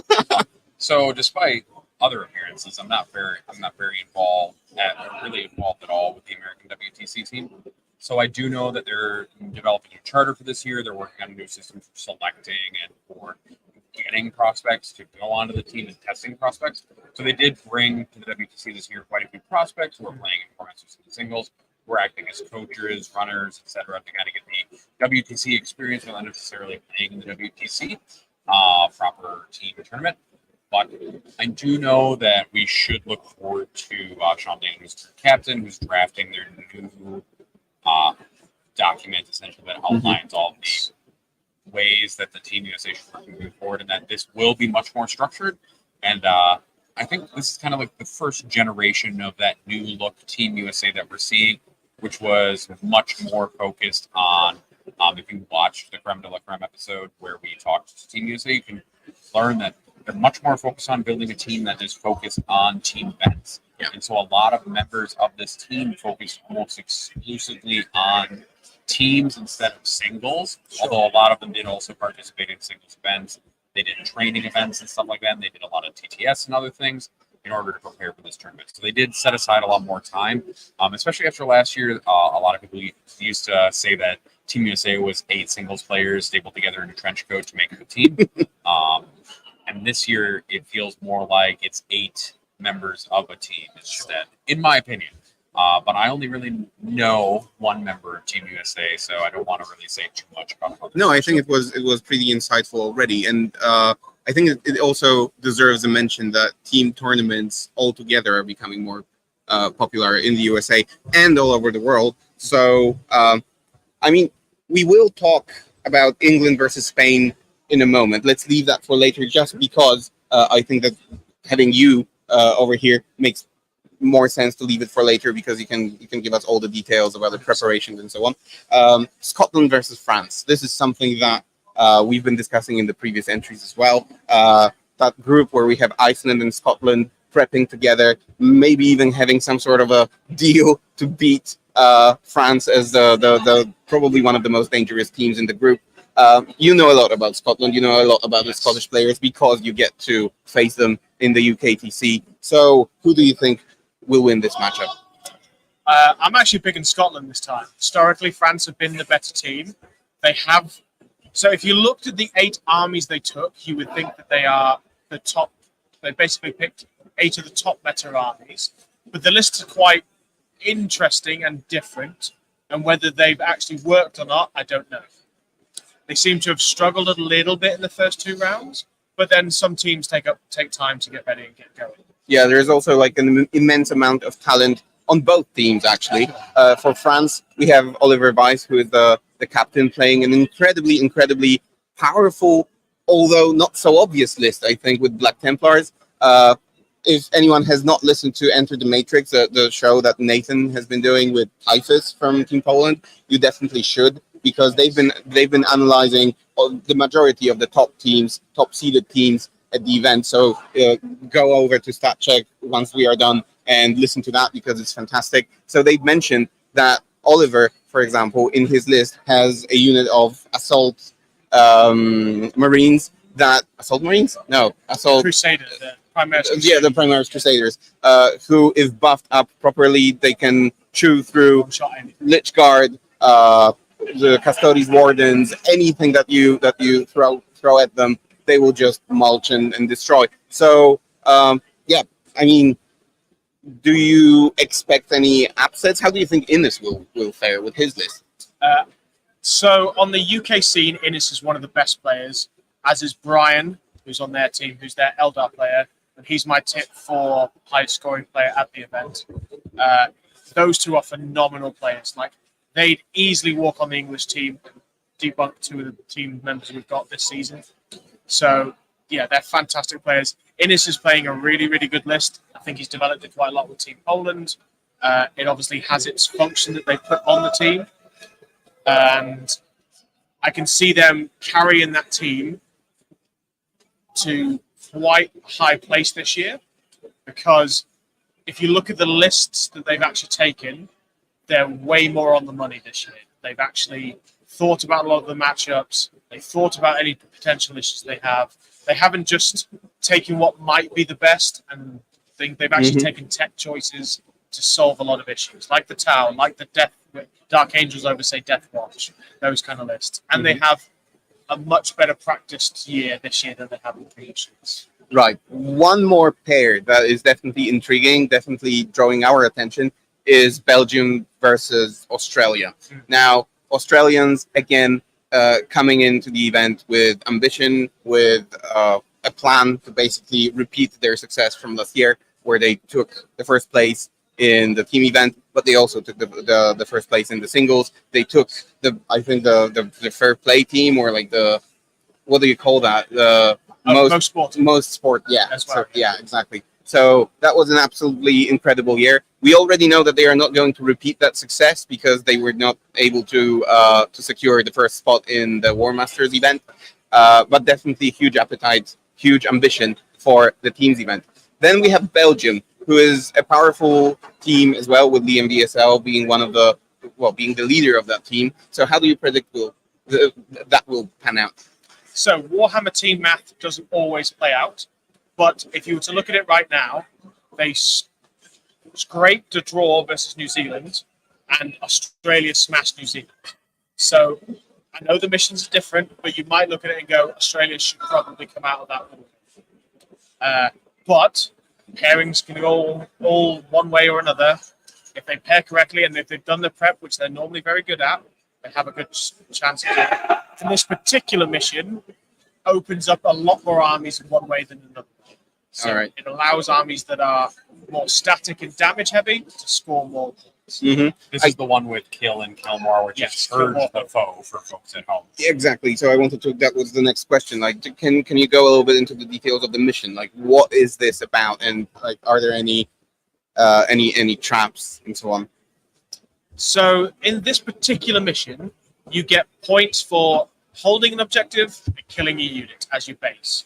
Whereas before, in previous missions, you either have to sit on 2 or 3 objectives, and there's maybe a end game scoring. This one is you then get extra points if you score more and extra points if you kill more.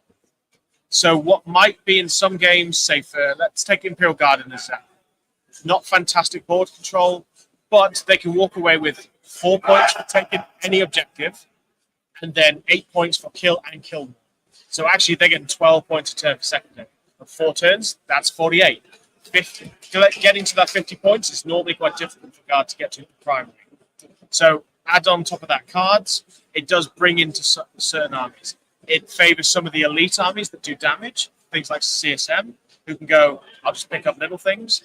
But it also disadvantages border armies like NIDS, who go, if I spawn spore mines to do my cards, he kills my 2 spore mines, he kills more units, because they are actually units now. Things like that, or GSC, they have quite a lot of units. They'll probably, although GSC can actually kill quite a lot of things, they might be okay, but a lot of time, if they've taken 5-man units, it might be a case of, okay, it's quite easy for people to kill more against GSC. So I can just sit there with one objective, do some cards that I can, and then try and just kill more.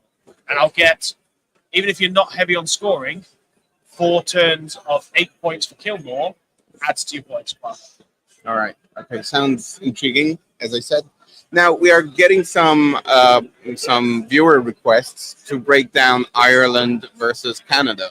Okay. Are you familiar with Ireland's roster? and or lists? Because we know a lot about Canada, like we've been discussing them in the previous entries. How does that matchup look, and what's your prediction? So I haven't really looked at the Irish lists, but I know them as players because we see them Obviously. every year. We do something called 8 Nations. Now they have a solid group, and historically they've had a couple of years where they were very good in like 2014, 2016, but in recent years they've maybe dropped off a little bit more. But they had a decent placing last year. That's why they're in C2. And after Canada's struggled to get a win against Norway, it could be one of those ones where actually Ireland might get a result here. They've just done very well against the other team in their pod. So a little bit of, I would expect Canada to win that. Yeah, I think they are in this mission as well. Some of the lists might be a little bit more favorable. Yeah, I think it's fair to assume it. Although we are looking for those upsets, those surprises. So hopefully Ireland can actually surprise us. We do have 2 questions from chat. And then we'll bring in Limm. Then we'll bring in Limm. So the question that I think is more important for us to answer, the other one is more about the sizing of our jerseys. They are basically soccer jerseys, so they are slim. We are not slim men. So we are in the shirts that are tight. We like food almost as much as Warhammer 40k, so that's why we look like this. This is a 3XL, but I don't think it's a Polish It is standard. definitely not a 3XL in anybody's world except the soccer players. Exactly. But the actual question that we have is, what is the Tau tech for in teams? Seems like they're really a scalpel list, but what are they cutting into? That's a fantastic question, by the way. This is Tau. Yeah, Tau. So Tau is an interesting one. They've just released a meta report saying they have a 38% win rate in singles. So you would presume that they are one of the worst codexes. You are kind of pushed down very few options in that codex. As a breadth of book, there's not a lot in there that's fantastic. But the speed of what they call Tetris, the mini speeder type things, fantastic. They're dirt cheap as well. But actually, crisis suits into certain matchups do a ton of damage. So into the custodes, into the block armies that are very relevant here, the double Lich Guard, the Death Watch, the Necro, the custodes, all those kind of armies, they play very well into those because they can jump in 18, unload a load of shooting, and then jump back another 6 inches. Now, the 6-inch jump back is not as fantastic because they are all vehicles. So in certain missions, they do give up fixed objectives because they normally have like 12, 15 crisis suits. That's 30 points on their vehicles now, right? So if you can pick another one like deploy teleport homers to get 15 on the center, yeah, that's not so great. But overall, they have the shooting options and a lot of damage output against it. Yeah, and like a funny bit from the game that Poland played yesterday, I think Crazy Man from the Polish national team was playing. You could just hear that USA has finished their pairings. But yeah, Crazy was playing his Tau, and I think crisis suits now have hazardous as a keyword. So I think 4 out of his 6 crisis suits just killed themselves when shooting. So yeah. Anyway, I see that Limm is getting impatient. Nathan, can I ask you to make a spot for Limm? Yep. I'll interview Limm, and then we'll have you back for the England versus Spain matchup. I'll let him sit here. Come to be Limm. Come summoned. Yes, you are. It's him. Welcome, guys. I want to introduce. Just leave it a little bit. Not a dad, only stats. Oh my god, I look fat on this. Yeah, we just had a comment about our jerseys and so on. European fits. They're not European fit, they're Turkish fits. Isn't Turkey? No. What?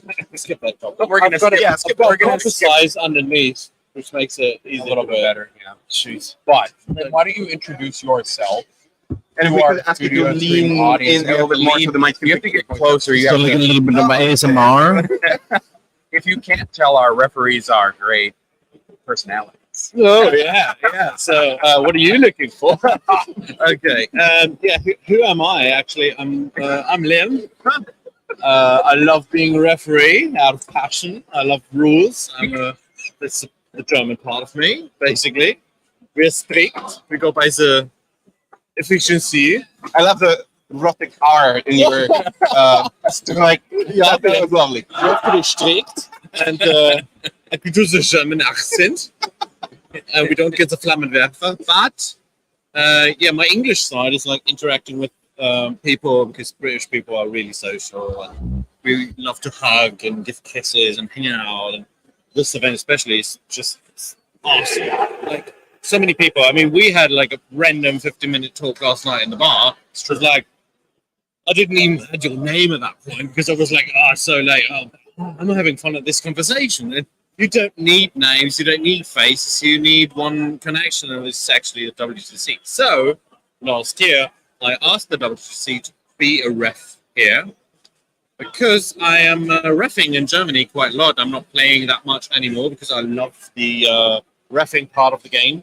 Makes sense. And I'm also in charge of the WTC FAQ, which I currently update according to the community's feedback. So we're not trying to make the game better. We're not trying to like, this shouldn't be like this, it should be like this. No, we're trying to find the holes that Games Workshop not have yet time to find, to just plug or explain it. And we're running one of the biggest tournaments internationally considered that needs kind of fixing. Sure. And also there's a cool ruling going on. If the community is unhappy with the rule, a captain can gather enough captains and say, F this. I don't know, YouTube, Twitch, can I say F? I think you can. Fuck this. We're going to give you permission. Good. You can have one. Okay, that was mine. There we go. I took it. So at least they have like 10 captains or whatever. They can put the rule to a vote. And then if like 51% say, nah, it sucks, get it out of the way, we get it removed and make a new proposal. So yeah, I'm taking in the background more or less care of the rules. That's who I am, yeah. So why don't you tell us a little bit about the officiating team that you've gathered here and kind of like how officiating works at the WTC? Officiating in the sense of how did we get our judges together and stuff? Or? Well, you can start with that, but you have 14 judges. Yes. For how many? Yeah, we have 14 judges, right? Yeah. So I also do judging seminars. And I gave a seminar already to the English judges, also to the French judges, because they were looking for. I do some seminars in Germany as well. And was lucky enough that Games Workshop asked me to come to a couple of their events to be a judge, sometimes even a head judge if Justin Curtis is missing. Because he's the walking rule robot, right? But I'm the European version of him. I can't do Liz as much as he does, and I'm not as skinny as he is. I would like to be, but I'm not. But you're the German version. I'm the German version, basically. Better engineered. Yeah, yes, more fluffy. And the French asked if they could come over to be a ref. And we said, oh yeah, hell yeah. Like, you're going to pay for all your shit? No? Oh, okay, we can do that. But they asked to be on the ref team. We're lucky enough to have them. They're really eager to work. We had many rules discussions and meetings on Discord. And basically, I love how they work. They're really efficient. They want to prove themselves. They want to connect. So first day, they were like, I said, like, guys, go to the team and say, hey, how you doing? Get here, drink, water. Yes, come on. This is an awesome event. This is not singles in France. Or you cannot compare it to that. Be more open. This is a fun weekend. Yeah. If it's way too serious, get another judge. Well, because then it's getting serious. So we're happy to have them.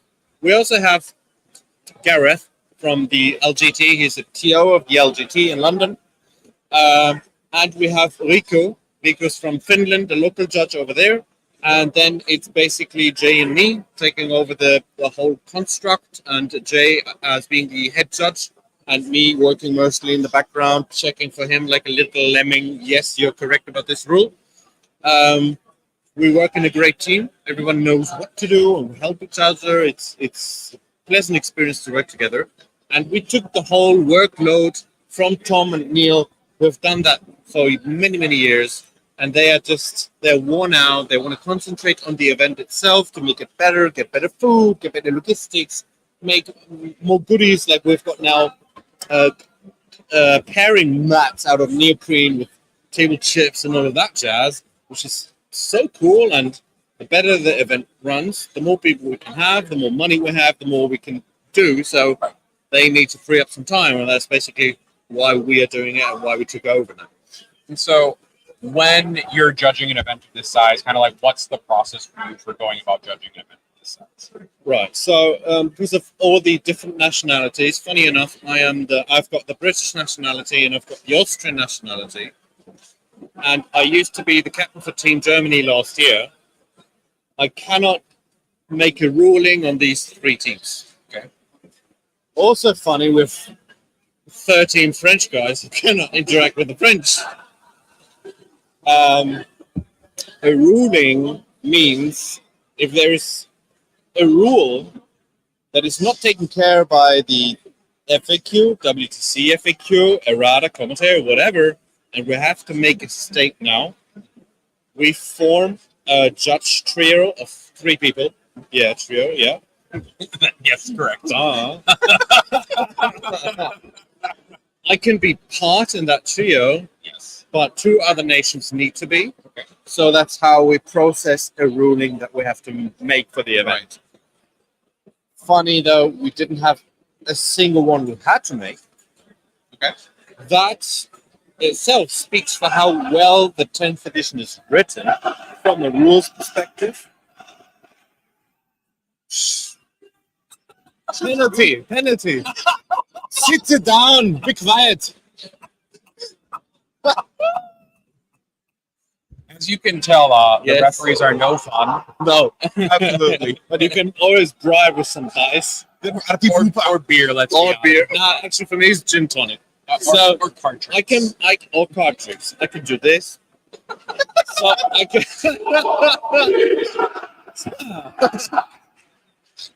I can make like line of sight decisions for Team Germany.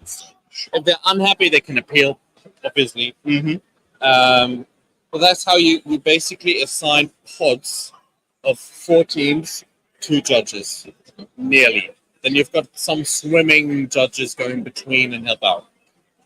We are connected to walkie-talkies that we mainly just use for, I need 2 more, and then 2 others respond, and you tell them where you are. Do you also have like a WhatsApp group where you communicate? Yes. Yeah. Also with the streamers, if the streamers or the chat find something that was not legal, they can point it out to the streamers put it in our WhatsApp group, and we will address it at the table. So other than normally Joe from Wargame Alive, he keeps out of the games all the time. Now he's not. Yeah. And he shouldn't, because this should be, if you call it the World Championship, the highest level of competitive play. So we are doing the football thing and checking the cameras. If it wasn't now, got to recheck with like 4 judges, the stream, turn back, slow it down. No, but it's actually enhanced. It's actually incredible to hear how much this has developed over events over time. Because now you have, I don't want to say full surveillance of everything, but you have great control with so many judges. We actually have full surveillance. Yeah, we literally do. Really? Yes. Do they focus close enough to get those? Well, players at all times, yes. Okay. So we already found a situation where someone in this venue stole a marker objective set, and we found that person after 3 hours. We investigated the video material and got him. But it was a mistake. But I would love to punch him. It was a mistake. It happened. All right. So which one is more difficult to judge? The War Masters singles event or the teams event? Singles. Why? For me personally, it's singles because you always have a single-on-single interaction. With the teams, you have the coaches next to you to make the players comfortable. You have the captains, you have the witnesses. We are in the witnesses. But you also have here the nation feeling. Right. So you're a representative of your country. You don't want to be a dick, which is one of the top rules. So if one player really is like, no, I'm not giving up on this. Sometimes the team's like, let it go. We got the other tables or something. So sometimes the game doesn't come that important anymore because the team is winning. If they see a team's losing anyway, they won't give that much of an effort to win an argument or something. But in singles, you will always make one player happy, one unhappy if you have a hard decision to make. But I enjoy teams way more on an international level. I enjoyed it in Kansas City as well. It was great. But singles, you have to be more on point because you don't have the extra coaches and captains who are already looking up rules for you and checking and this and that. You have to do that on every single table. So that's why, yeah, the bigger the singles get, it doesn't matter how the teams upscale, it stays the same. All right. Yeah. So I also need to ask, and I did mention this to you during one of the breaks that we had. There were some questions, especially in our local community in the north of Poland, about the reason why the WTC introduces their own terrain layouts and so on. And maybe it would be fitting having you here to explain why is there a separate terrain layout or a bunch of layouts that is overruling the GW terrain. So yeah, what's the reasoning behind that? So I hope Games Workshop doesn't get offended by this, but basically the WTC and prior to this, the ETC already had a lot of experience by building terrain layouts.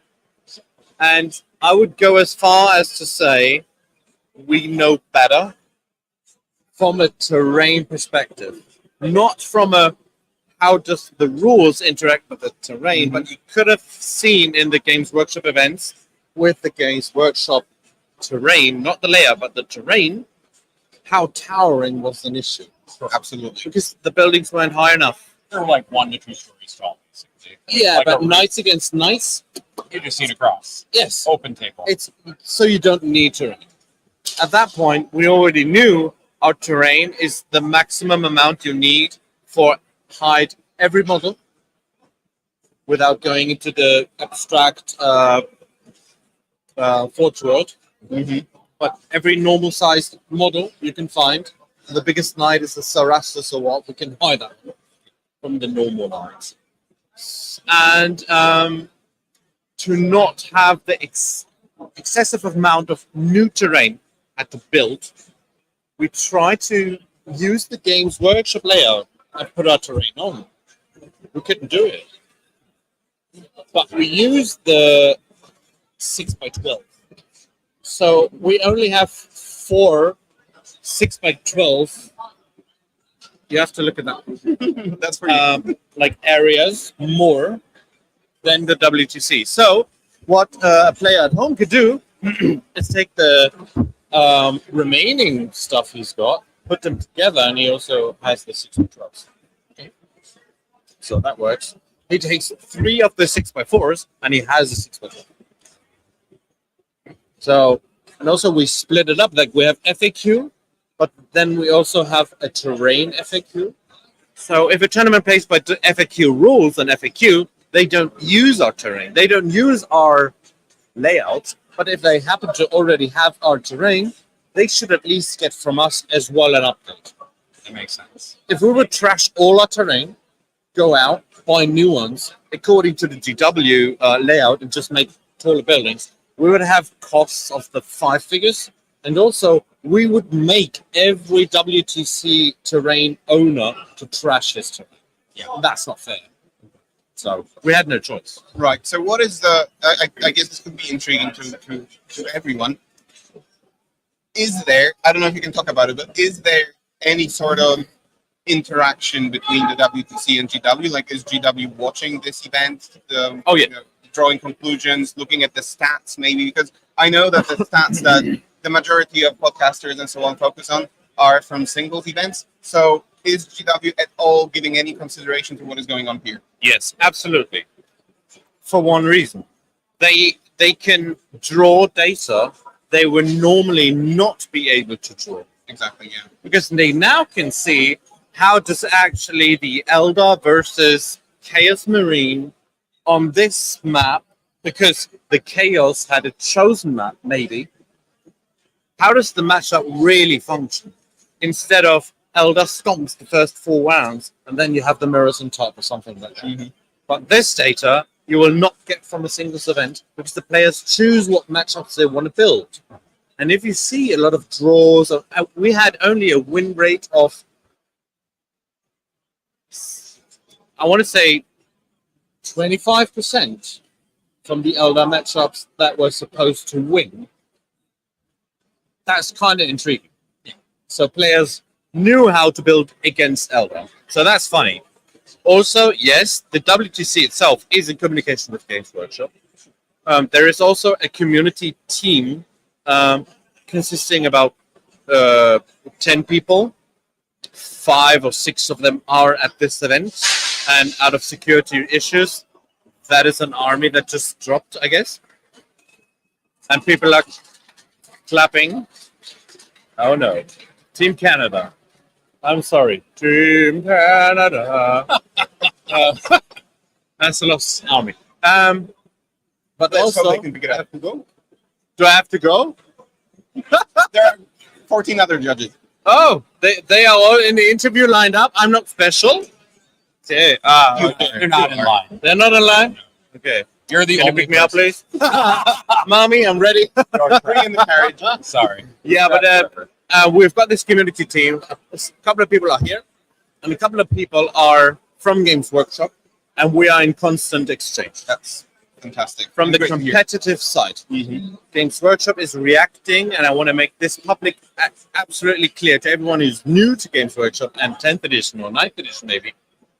Games Workshop has never updated their game as quick as they have now than in the past. It's like they are on meth right now. It's crazy. So in like 4 weeks, the points will come out. In December is supposed to be December, should be the next balance update. Then it's already new year. Until then, we already have 4 new books. It's going to really fast, but if you're stuck with the army, that sucks. Sure. Hey, Games Workshop, my Death Guard doesn't do anything. We had a player who won 2 games, by the way, and the War Masters. But I understand that time is running slow and people get annoyed by Elder. Games Workshop is not stupid. Let's be honest, it's a $1 billion company. They know about it. But as a company, you don't want to sit there and say, yeah, sorry, we screwed up. No, you have to make it in a more business way. Especially that it works in layers, right? It needs Yes. to go to like marketing and So planning, many. blah, blah, blah, blah, blah. It's not like Patrick in consulting. It's like, yeah, I'll update the PDF. Oh, that card doesn't work. Sure, let's give them something. All right. So I had the opportunity to, and again, it might be a little bit early to speak about that, but I had the opportunity to speak to Ben from France and to Gareth. And they mentioned an idea that they are having to have something like a centralized referee, I don't know how to call it, group, association, something where perhaps it could be used for training referees in different countries and also, you know, like have a centralized FAQ. Yeah, so what it's called right now, it's Worldwide Refs. I like there it. you go. Yeah.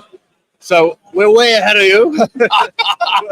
But only a tiny bit. I love that idea. I tried to implement it already, just for Germany. Now that I know Gareth and I've known and seen him now judge, I also happen to be a level 2 Magic the Gathering judge, like 20 billion years ago. And they have a whole process how to become a judge. Yeah, but France has the same for 40k. I think they have like the whole system where they. So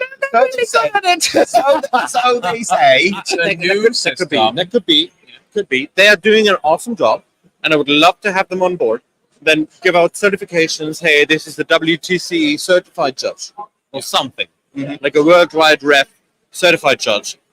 Then the LGT can say, yeah, we're going to book 3 more certified judges and 2 more locals who just they did it already once. And then you can get more professionality into the hobby, which is super nice.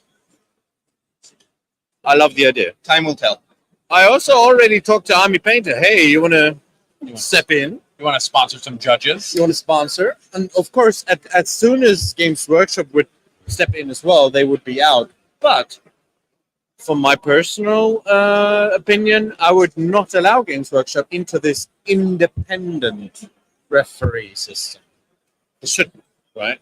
Because how can you be unbiased by If the you're- developers yeah. if you're being paid by them? That's not going to happen. All right. So Limm, you did mention, and I hope I get to ask one controversial question. Oh yeah, Sure. So you did mention that you started grouping the referees in Germany, and you're doing this in Germany. Germany now is known for having some instances of banned armies at events. So I understand that this decision was made by a group of judges. It wasn't like a single judge saying, "Hey, Eldari, no," or Votan earlier. Is that like a precedence, and is it not getting weaponized? And that's the question. I'm sorry. Okay, so that's actually a good opportunity to talk about to get some out there in the world.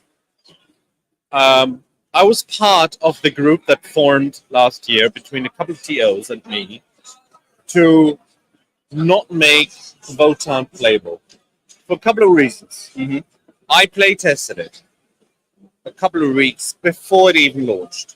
We knew what would happen at the board. We did not want to have this at our tournaments. We didn't want to have an 80-point character run around and smacking out 24 mortal wounds just because you can. No way. It's not happening. We cannot kill land fortresses, all of that. So we made the decision on a reasonable base. As soon as the FAQ comes out, as soon as it's firstly addressed, we will absolutely let it play. We didn't adjust a rule. We didn't make up any rules. No. We flat out said, we don't want to have it for the competitive play. You can play it at home. You can smash your brothers and sisters and make them cry. No, not at a tournament. Okay? Because we had a kind of a healthy state back then for tournaments, which is cool. For 10th edition, some, and I especially say some of these people, formed a group. Not more than 5. None of them were a judge. Some of them were a TO running a tournament between 30 and 50 players. Okay. And I know I'm now addressing them personally, which is fine.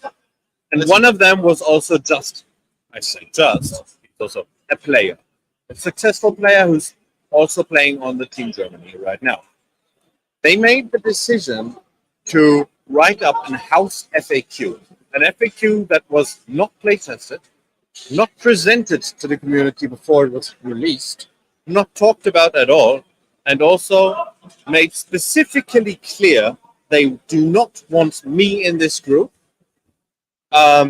because the thought was I was too close to Games Workshop and I would not allow it, or something like that, maybe, I don't know. And that FAQ got used for one tournament and it backfired, which had it should. It was a shitstorm on the internet.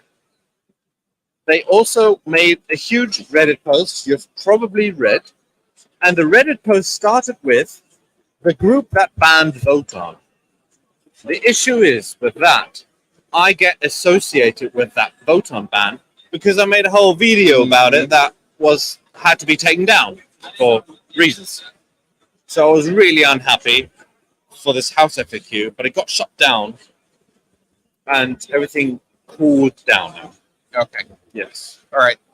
So this interview was, according to Broker showing me that we need to be careful about time. It was a bit lengthy, but again, not always, not every day do you get to talk to the main official of the WTC. So I hope you guys enjoyed it and that this answered some of your questions, some of your doubts, and so on and so on.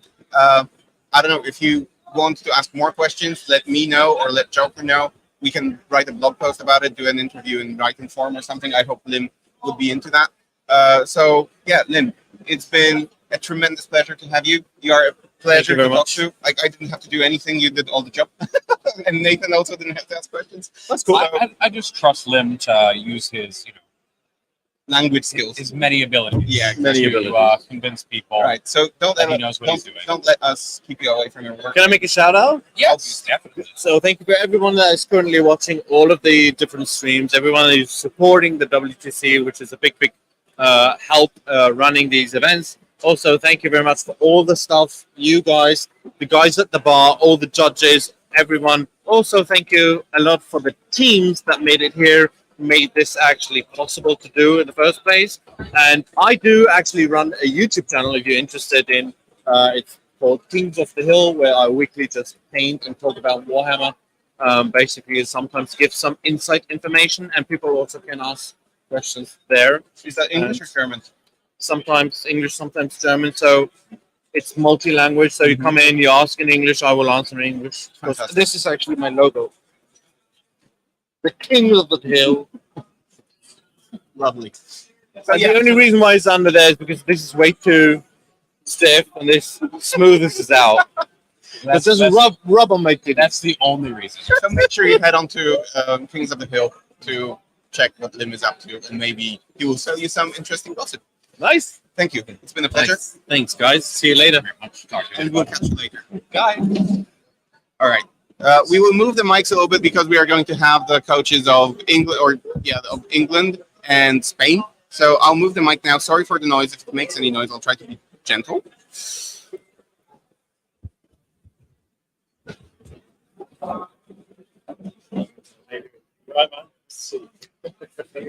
Hello, Daemon. I'll see you again. Right. No, now I get to see you in person. Well, it was just my anime's face camera, wasn't it? Hi, nice to meet you. All right. I hope this doesn't fall. I hope it doesn't make too much noise. Yeah, just center it a little bit. I'll center this one a little bit. And I hope in a moment, Joker is adjusting the camera because we moved a little bit to just fit 3 people. Now we have 4. It's looking good. It's sounding good. I guess we can start. So, guys, your matchup is probably one of the most intriguing ones, one of the most exciting ones, one of the spiciest in this round. So, how are you feeling? How did the pairings go? Introductions first. Why don't you tell us? I always forget. Okay, yeah. Why don't you introduce yourselves first, and then we can talk about. You got too excited. I'm sorry, guys. Tomek just got too excited about this spiciest. Immediately. So, why don't we start with you from Team Spain? Why don't you introduce yourself, and then we'll move over to Team. I'm Gabriel Fernandez. My nickname is Draven. That's it. I play for the Team Spain captain. I'm a non-player captain. And probably one of the most famous. Well, I've seen your name at the top of like roster, results of tournaments. So no. It is Raven, which is the good player. I'm Draven and he's Raven. So you're Raven with the D. Yeah. All right. I'm the D for bad, All right, and then you. And I'm Tony Chu, and I'm one of the captains of Team England. Also non-playing this year, so coaching as well. Which is it's great fun, isn't it? Just watching them play 40k. I'm so fucking tired. You just have a beer. I'm even more tired than if I was playing. Just remember about the mic. So let's try to focus on this one. I know it's difficult to have a conversation over there, but the mic is here. So yeah, just thanks. So coming back to my question, Nathan, how did let's start with the pairings. So going into the pairings, I understand that both of your teams had matrices. You were prepared. Did the pairing go according to plan? Is that something that you can reveal or not so much? We both think it went to plan. We both cheered and then went, right, somebody's going to be really sad at the end of this. So that probably isn't what the world wants to know. Whose matrix was all written?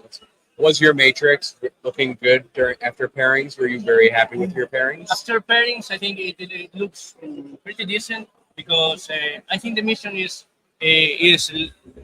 decent for us. Maybe not the best mission, but we against their list, it is good because they have like 1 or 2 lists that don't do that well in this round, so it is okay.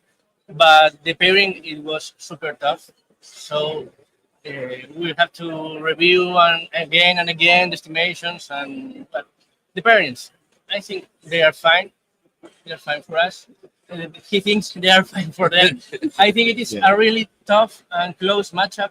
So if a game goes 20-0 and we expected a 3 or something like that, or they expected otherwise, that's going to be the round. Yeah, and I think I'd echo that.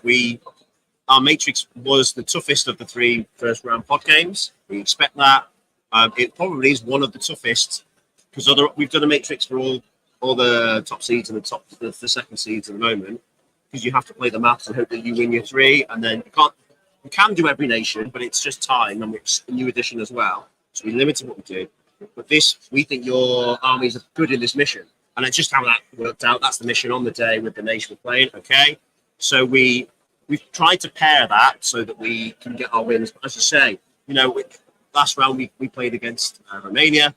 We had some games that went, I'm going to get a 14, then it would come in as I'm getting a 6, and then it went to a 17. It's that kind of swing. 10th is a bit like that. If the game swings and your cards swing with it as well, your little win just keeps growing and growing. So now we have to all just wait and see who comes back and goes, uh-oh. So that charge. Yeah, some games are very initiative dependent. Yeah.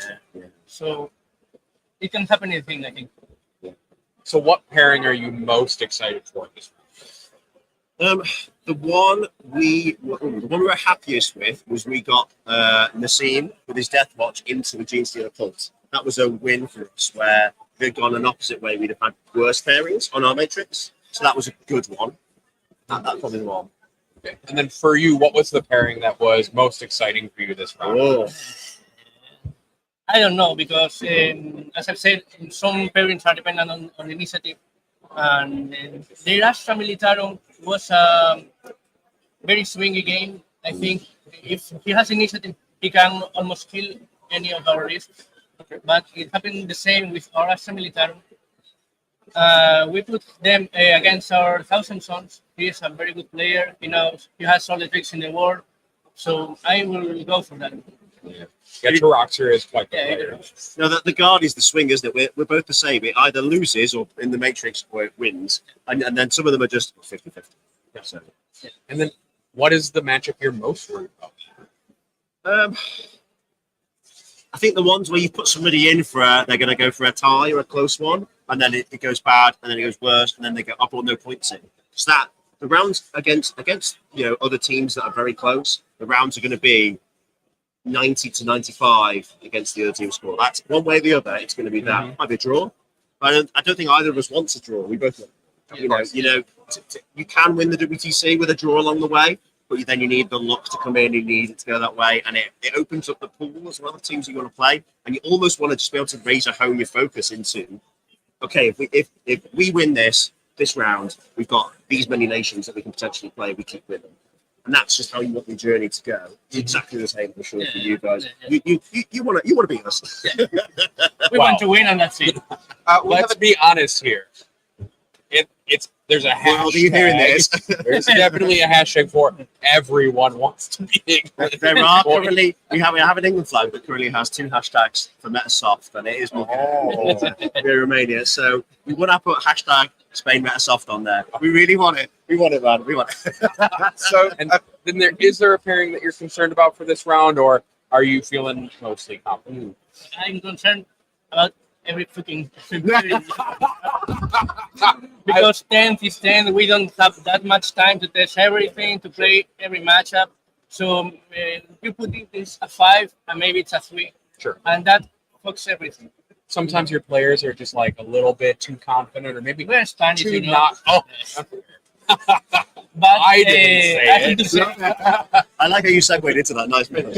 I have to say that this year, last year too, but this year we have like the best players possible. I think maybe one could swap and came into the team and be like same level than any of us.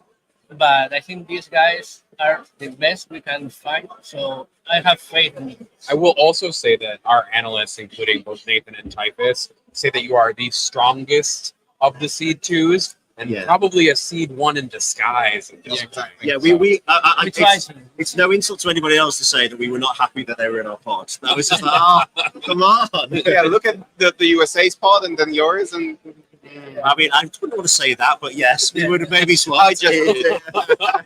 Again, he didn't have to say it. You said it, so he's safe from repercussions. Exactly. So we have a question from our listener. Who is playing on the Cobrador stream? Do you know?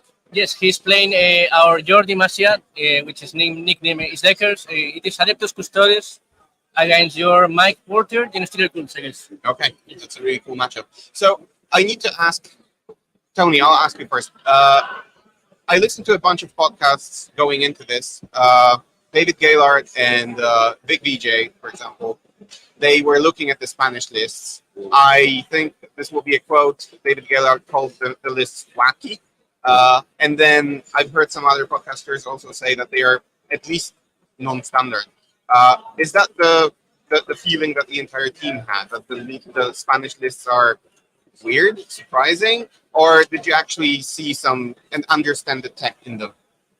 Yeah, it feels like just a different way of tackling, but it might be a better expectation. So I mean, an example I give you is like your Eldar with the Ravagers in, where I think a lot of people wouldn't expect to see your Rain and 3 Ravagers, but if it's the right builds, that's just got the right firepower. It's doubling down on speed, units that can tag things, units that can shoot, but it might not necessarily make it a better all-comers Eldar, where I think a lot of Eldar players are going, well, I'm the best book in the game. I can just take a nice balanced list and I'll probably still beat everybody. I feel like that one is honed even more one way.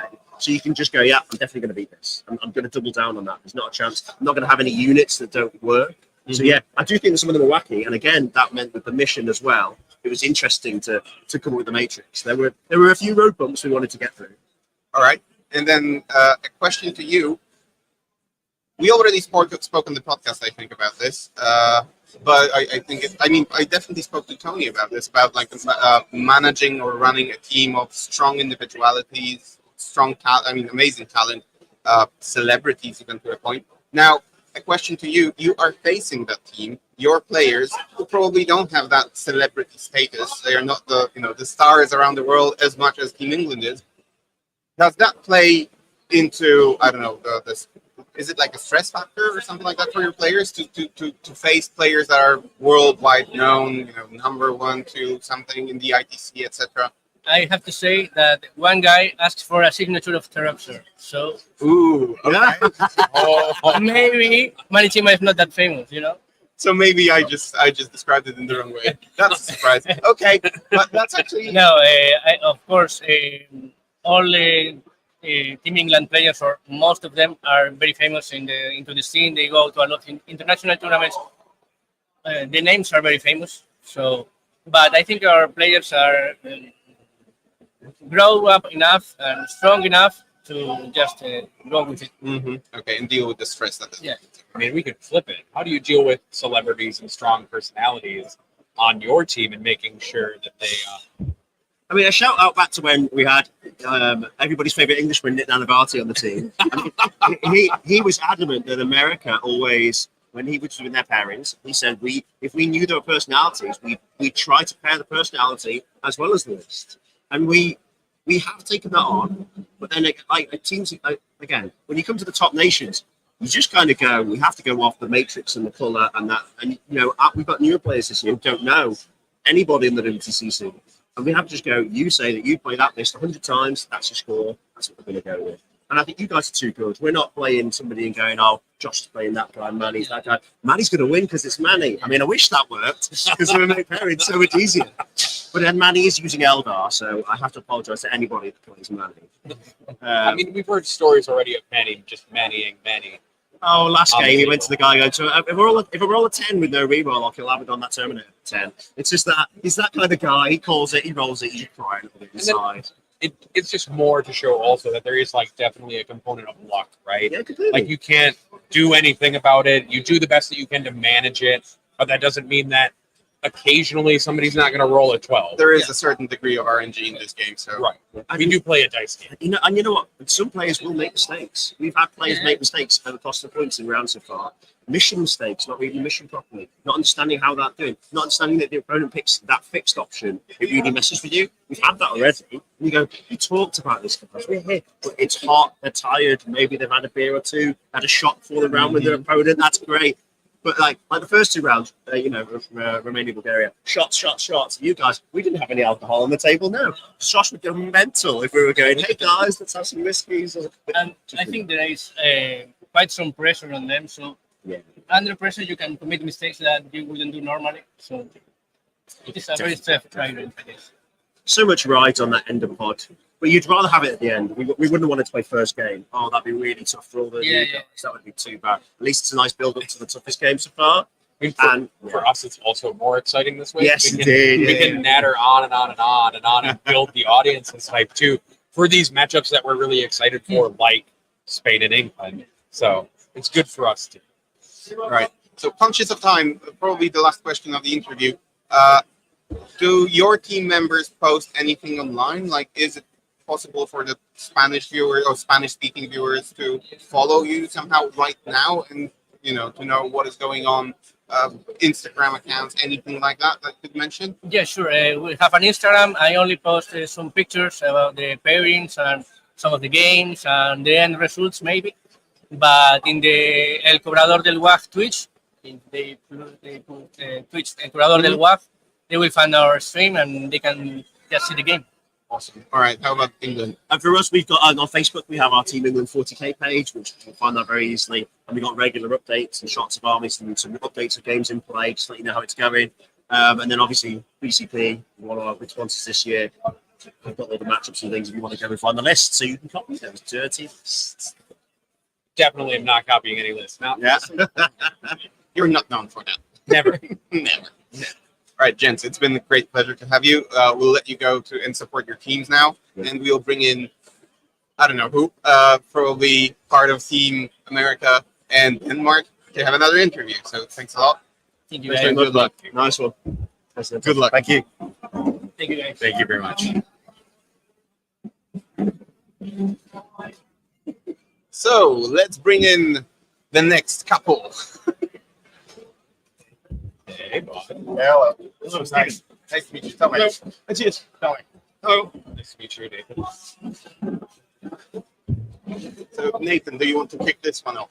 Yes. With the introduction. So we want you to introduce yourselves. Yeah. Even though we're excited to have both of you here and would like to ask you questions about pairings and things. So first, we'll start with Team USA. Introduce yourself and who you are and kind of like set the scene. Maybe move a little bit closer to the mic, just in case. Can I move like right here?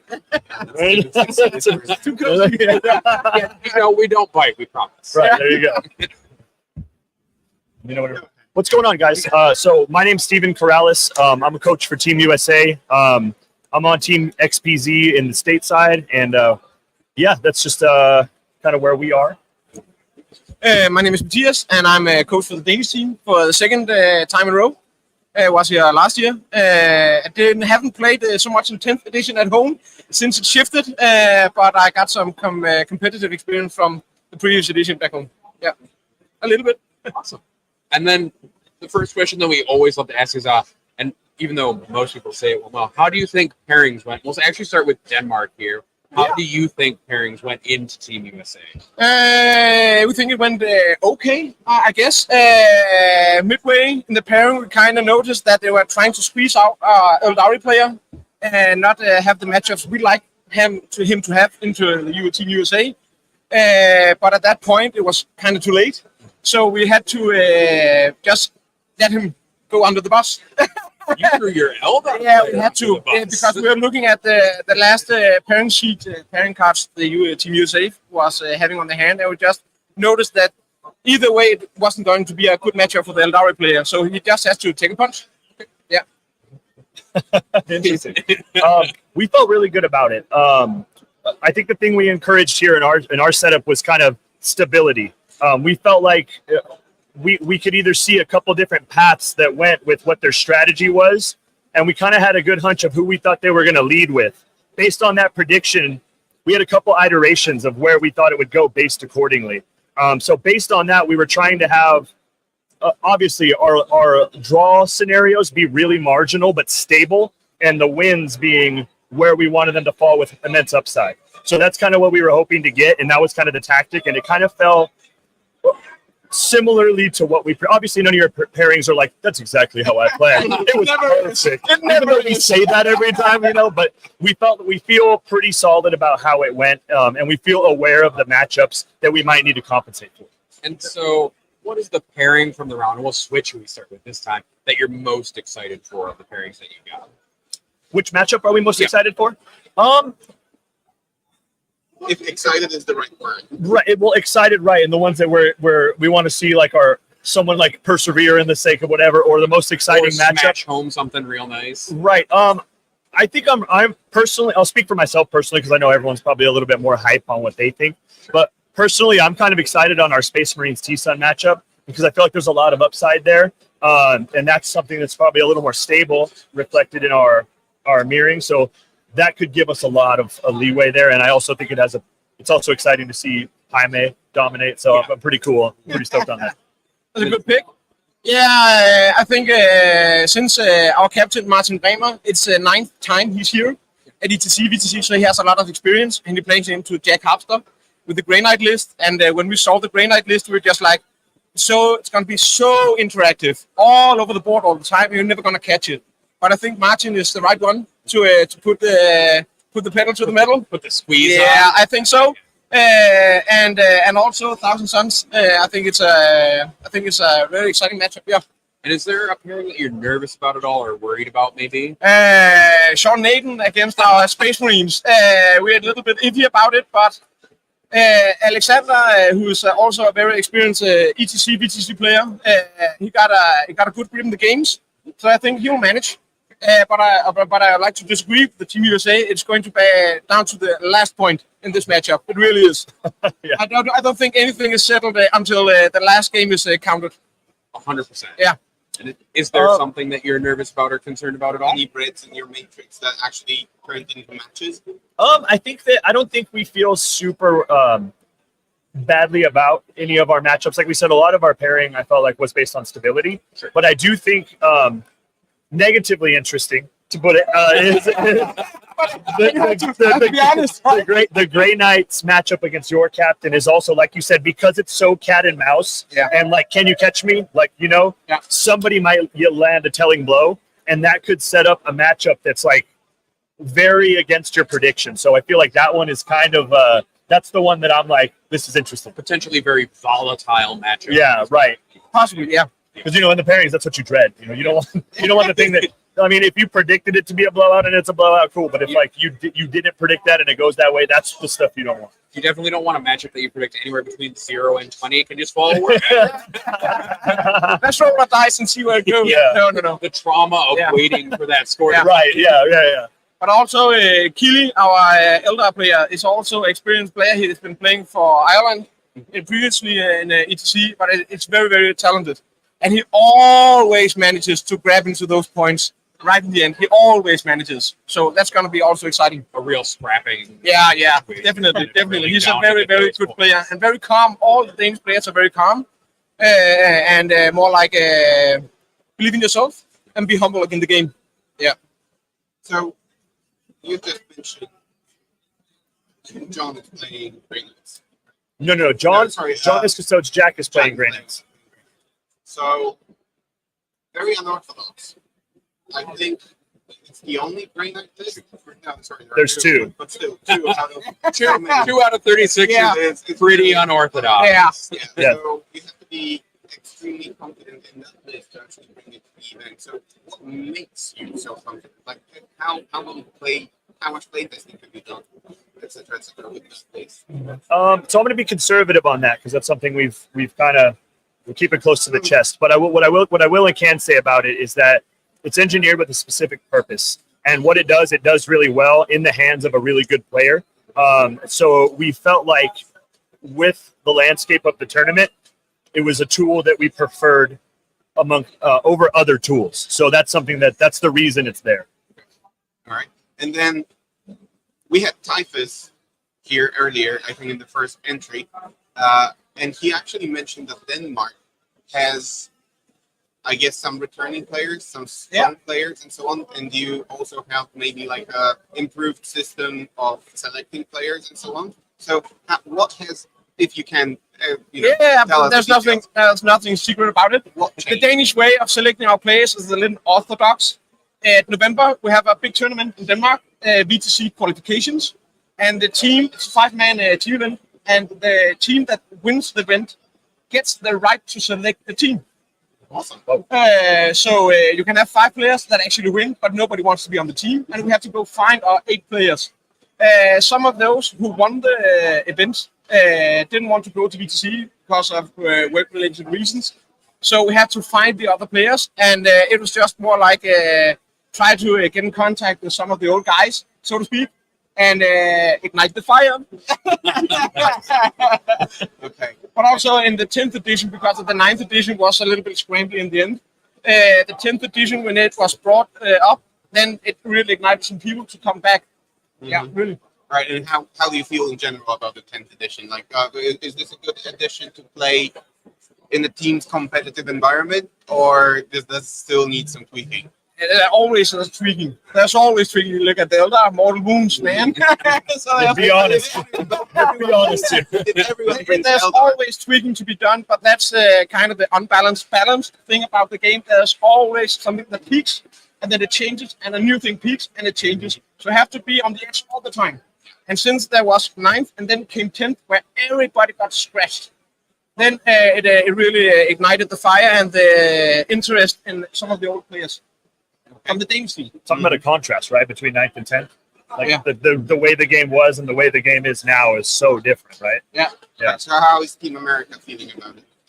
About 10th edition as a whole, or about it? Yeah, it's kind of mixed emotions because we're at a.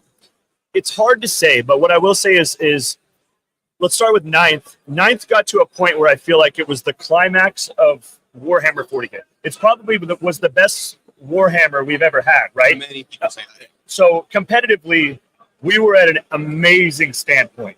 We've never been there before. So in order to change from that and go to a whole different change is one that's going to be have a lot more contrast, right?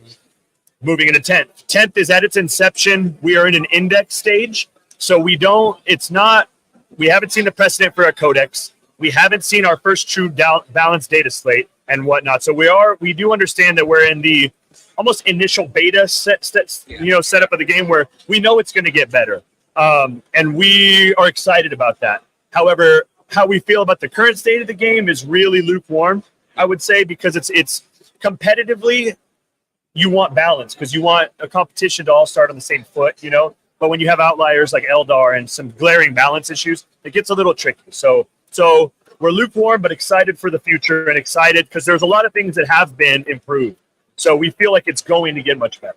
Okay, that's really interesting. Nathan, do you have any questions left, or do we want to let our guests? We can let them get back to their teams, I think. It was wonderful having both of you on. We'll let you get back to your respective teams. We're really excited to see how this round goes. Denmark. We are as well. Well, that's good. I would, would we much rather have that and like a little bit? I appreciate the honesty from both of you with this, even if the United States decided to keep their gray knives close to their chest. Right. I understand. So we appreciate both of you. We appreciate your excitement and your hype, and we hopefully will have very hype round for both of you. Very excited. We'll see how it goes. Hopefully we'll have you back, and we can have kind of a post-mortem after the round and talk about how it went. That would be fine. Alrighty. Thank you very much. Good to meet you. Thank you. Thank you, Nathan. Thank you, bud. And good luck. Thank you. All right, and we will be bringing back Nathan Roberts to talk about the English matchup a little bit more in detail. Wherever Go you and want. sit in the middle because we are both going to be asking questions, I guess. Let me move without making too much noise as well. Have the Nathans next to each other for peak confusion. I don't like change. All right, so England versus Spain. Yes. How much has Team England invested in terms of time, effort into preparing into this match? And is this actually a matchup that you feel England is dreading? So in preparation, it's always a case of before the submission, you just try and sort your armies out and you just try and figure out what everyone else is going to take. And it's kind of the meta from there.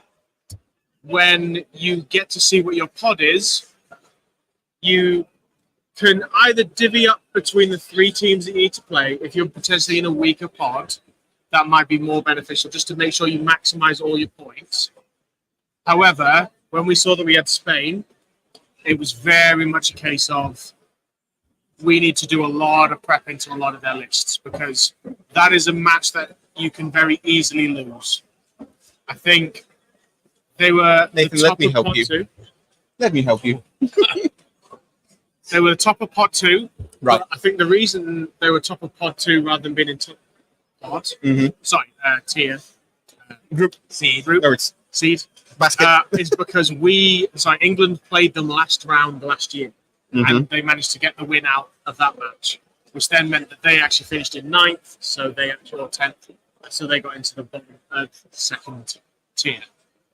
But they have a lot of phenomenal players. Tarox's very, very good player. Their guard player is very good. Their Blood Angels player is good. So it's one of those, you have to fully respect them. And I think it's the most difficult game this particular round. All right. It's definitely the one I think the most people were hyped for out of all of the rounds that are currently being played, aside from maybe France and Scotland. Sure. Yes. Why don't we go through some of the pairings and kind of talk about what your thoughts are of them? Since we know that you can talk to us perhaps maybe a little bit more about your clear and honest thoughts about how things are going. Yeah. Instead of everybody telling us everything's amazing. Yeah. I'm not going to sugarcoat stuff. I know. Although I love sugar, obviously. So first, what we have for England, we have Astronaut's Arm into Spain's thousands. So that's Alex Harrison into Taroxer, who is probably like the headline player of that Spanish team. Yes. He's much more prevalent in going to other events in different countries, been to some American events, goes to some UK events. So he does travel around and is very successful. So that particular matchup, I think, especially if Alex goes first, that is actually favourable. The guard is very good at knocking down those type of armies. There seems to be some armies have like the knights and the big monsters and those, or Eldar, those kind of armies, but the rest are predominantly either GSC, which is infantry heavy, and some of the NIDs are like that, but then a lot of them are these Custos, Necrons, Thousand Suns, Marines, those armies, which is where the guard plays into those armies. So assuming nothing goes wrong, I would presume that Alex should win the game. But Tarox's list is a little bit more elite, hasn't got the multiple units, so it'll be more difficult for Alex to get the kill more, which is beneficial for guard in this matchup. Because he's got the Terminator block, Magnus, and he's also got a Demon Prince. So the point with the Demon Prince is to give the unit, obviously you get the Shrouding, so they're nice one to hit. So again, the Terminators would be quite difficult to kill. But it also gives you precision. So against some of the more, again, the block armies we just talked about, it allows you to kill some of the characters, which are the buffs for those units. And the second matchup that we've got is probably the more desirable matchup. With Nassim, who's playing Death Watch, and Marco Escobar, who's playing Gene Steele. Oh, no, I went to the third one. Don't worry about it. We'll go back to the second one in a second. Yes. I got distracted by words on screen. So yeah, Death Watch versus Death Watch into Gene Steele. Again, you can tech your armies into beating GSC a bit more. This is one of those ones where I feel like most of the time the Death Watch should beat Gene Steele. It's going to be a little bit more difficult because the GSC will probably have hold more, but the Death Watch should be able to get a lot more kill more. And with that, it's not a massive win. GSC is still super difficult, but because we've got the two units that infiltrate that you can't get within 12, one of which you can't even shoot because it has the Librarian in it, that really, really helps against the... because you can just push back all those bomb units from really doing any too much damage. And then actually in that second pairing set is Vic Vijay and Thousand Suns and Alejandro who's on Blood Angels. Yes. So this one's probably a more difficult one. The Blood Angels, I would say that's kind of drawy, but sometimes when I say a draw, somebody's getting 12. It's like it's an 8 to 12. Yeah, those things happen. Yeah, because there's quite a decent amount of indirect. I think he's got 2 Whirlwinds and the Desolation Squad, which is the Desolation Squad is not as good as the Death Watch version because you don't have the either extra range and extra AP, and you don't have the Wound on 2+. But anything you oath with Desolators is still good. And I think he still has the Speeder in there. He's interestingly got Lamarty in the 10-man Death Company unit, which has 10 Power Fist and 10 Infernal Pistols, because God bless free stuff. That's actually, for the points, quite a good counter assault unit in this game nowadays. So that could be an 8 to 12 point kind of swing. But then again, Vic could also win that game. Yeah. I mean, Death Company are built kind of to smash other strong, like challenging units. Yeah, They're built to break. Built to break opponents' units. Yes. So do you think that this Blood Angels list has the right to exist outside of this specific setting? So is it built specifically for teams, or will we see Jack Harpster take it to the next big event in the States because, I don't know, Space Marines are his thing, and this list can actually function? Or let me turn the question around. Why haven't we seen a lot of Blood Angels before? I think when you're looking at so many teams took Space Marines, you then have to question, why would you justify Blood Angels over Death Watch or over Dark Angels? Because you would presumably have Death Watch gives you a much better matchup against GSC. Dark Angels gives you a better matchup versus GSC, which is usually a big problem child in pairings. Death Watch also against some things just has that holding ability that other armies don't have, and it plays well into Necrons, those kind of armies. Death Watch again plays into quite a lot of the armies very well, especially Xenos armies with the veteran abilities. So it's a harder one to justify the Blood Angels because it's Gladius.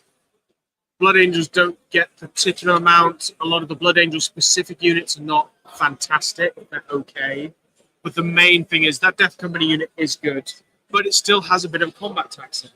Right. I think that unit with the Marties is 300 and something points, nearly 400 points, if not over 400 some crazy points. amount. It's a lot. It's a lot to take out your list when they are 10 Marines with a 6 of fill of pay. Like to any other person's indirect, they're not great. Yeah. So that could be a case of Vic. If he can get an angle on one of them, if he double moves a character and then goes, right, my whole army can indirect psychic shoot them to death, you haven't got your indirect. If I in that matchup, you usually have Magnus trade for the Desolators. You go, right, I'll push Magnus, who goes and kills a load of things, then I lose Magnus. But without the Desolators, he's going to struggle to then take the table.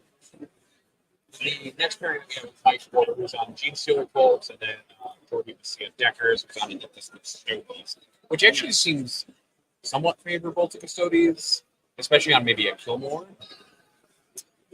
It's an interesting one. If Mike goes first, I kind of give it more to GSC because you don't. So it's kind of a weird one where you have to take the objectives off the custodes, but GSC have that such a high damage output and such a good ability to do cards. That's kind of a swinging. Like again, but sorry, it's not like an 8 to 12. Somebody's probably getting like 14.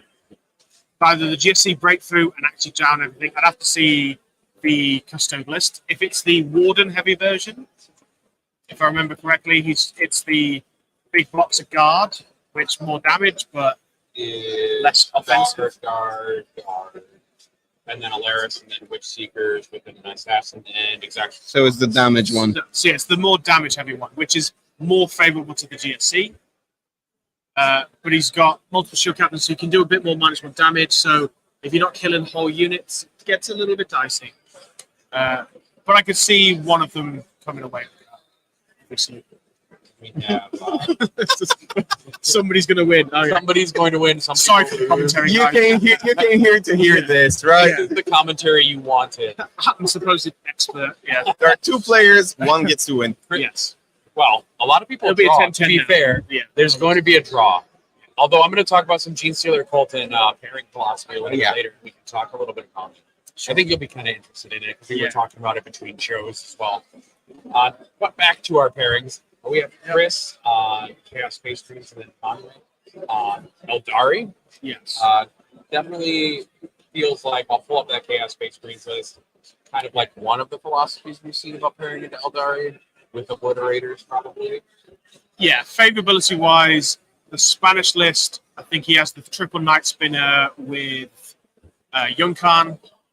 So Yunkan's obviously a massive pain for that army. But It is one of those lists with 10 obliterators, a couple of forge fiends, and a predator. We've got a predator. The model, not offender.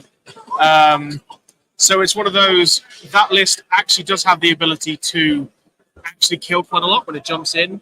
If you can down that Wraith Knight, down some of those Night Spinners, it's a game. But I would still probably favor the Eldar in most matchups. The next one we have is Josh Roberts on Memphis Custodies into Ivan Andreas on Orcs. Yes. I would put this as favorable for Custodes. Mainly because it's difficult to shift those Wardens. Each one of those units is like 21 OBSEC. You can get there with Orcs, but if you melt too quickly, probably. Yeah, if you cover the front of an objective, or just cover the entire of the objective, that Orc list, it does have a bit more damage. This one has knobs. It's not the like 9 trucks type list. But with the fight first and -1 damage that you potentially have from strats, Custodes, it's hard to shift them off. But if the Orcs go first and can block them, that's a little bit more difficult. But I'd give that more in favor to Josh on the Custodes. And the next up, we have Manny Chima, who's on Eldari, along with Gonzalo or Raven, followed by 3 Seals on Chaos Demons. Yeah, 20-0 move on. That was quick. The being in Belcor range does help against the Wraith Knights a little bit, but it's still one of those monsters don't really kill a Wraith Knight when they go in. Short of maybe Shalaxi, maybe. It's still dicey with the -1 to wound. Yeah, even with reroll hits and move. Yeah, it's still only like 6 attacks. You can, you should. Still actually has a very good chance, and if Manny lets his stuff get ganged up on, it's annoying. But there's too many opportunities for somebody to roll 6s because the Shalaxi's got to come through getting overwatched as well, which is difficult to do. There's a lot in there that could go wrong for a Demon's list. Yeah, anything with more so than for the. And then the last list we've got is Matt Robertson, who's on Tyranids, playing into Roger Moira, who's on Astra Militarum. Yes. Yeah. This should be in the guard's favor. However, because we've got the 5 monsters in that list, the guard will be very good at killing all the chaff. The chaff will pretty much all be disappearing. But actually, 3 Malceptors on objectives, it's not the easiest thing. So Robbo the tuner player should say, he might just go, he's gonna get kill more every time. But I'll still use my Spore Mines to score while I've got them, but the Spore Mines will only get 1 turn of shooting because the indirect will just take them off. So realistically, I would say that's like a 13-14 for the guard. It's not great for the teams. All right. Okay. Joker, do we still have time to go over some Eldari/GSC stats? Yeah, probably. So do we want to smoothly transition into Now we're going to very smoothly transition over to stats. And I'm sure that By the way, thank you for the analysis. That was extremely insightful. Terrible. It was amazing. I made it all up. I know you did. I mean, all of it's made up. Let's be honest. So I pulled 2 rounds of GSC data first. So we'll talk about GSC. And one of the other questions that was coming out kind of as a narrative was, does teams have kind of the equipment? And we were starting to kind of see it in some of the results with GSC, that maybe teams actually have solved one of the 2 Eldar or GSC problems. And I think it actually might be that the GSC problem has kind of been solved in the pairing system a little bit. Yeah. Okay. Mostly because when I look at the GSC win rate and compare it to the singles data, Gene Steele told across 2 rounds of WTC only have a 52.8% win rate to roughly a 53% win rate, which is about 10% less than in singles, yeah. We see 38 wins, 29 losses, and 5 ties. Lots of ties, actually. And then the other thing that I was looking at was the average scores of these. The average score for these GSC is only about 10. So there are a lot of zeros in there, which are from the losses that are kind of pulling that average really far down. Yes. Yeah. So does that mean that teams at this event have actually found a solution to GSC? Is it just that an army becomes so, prolific or so frequent that everyone now knows how to play against them? And would that be true for Eldari as well? I guess we'll find out in a moment, but let's focus on GSC for now. Yeah, so the GSC problem is a little bit more easy to deal with than the Eldar.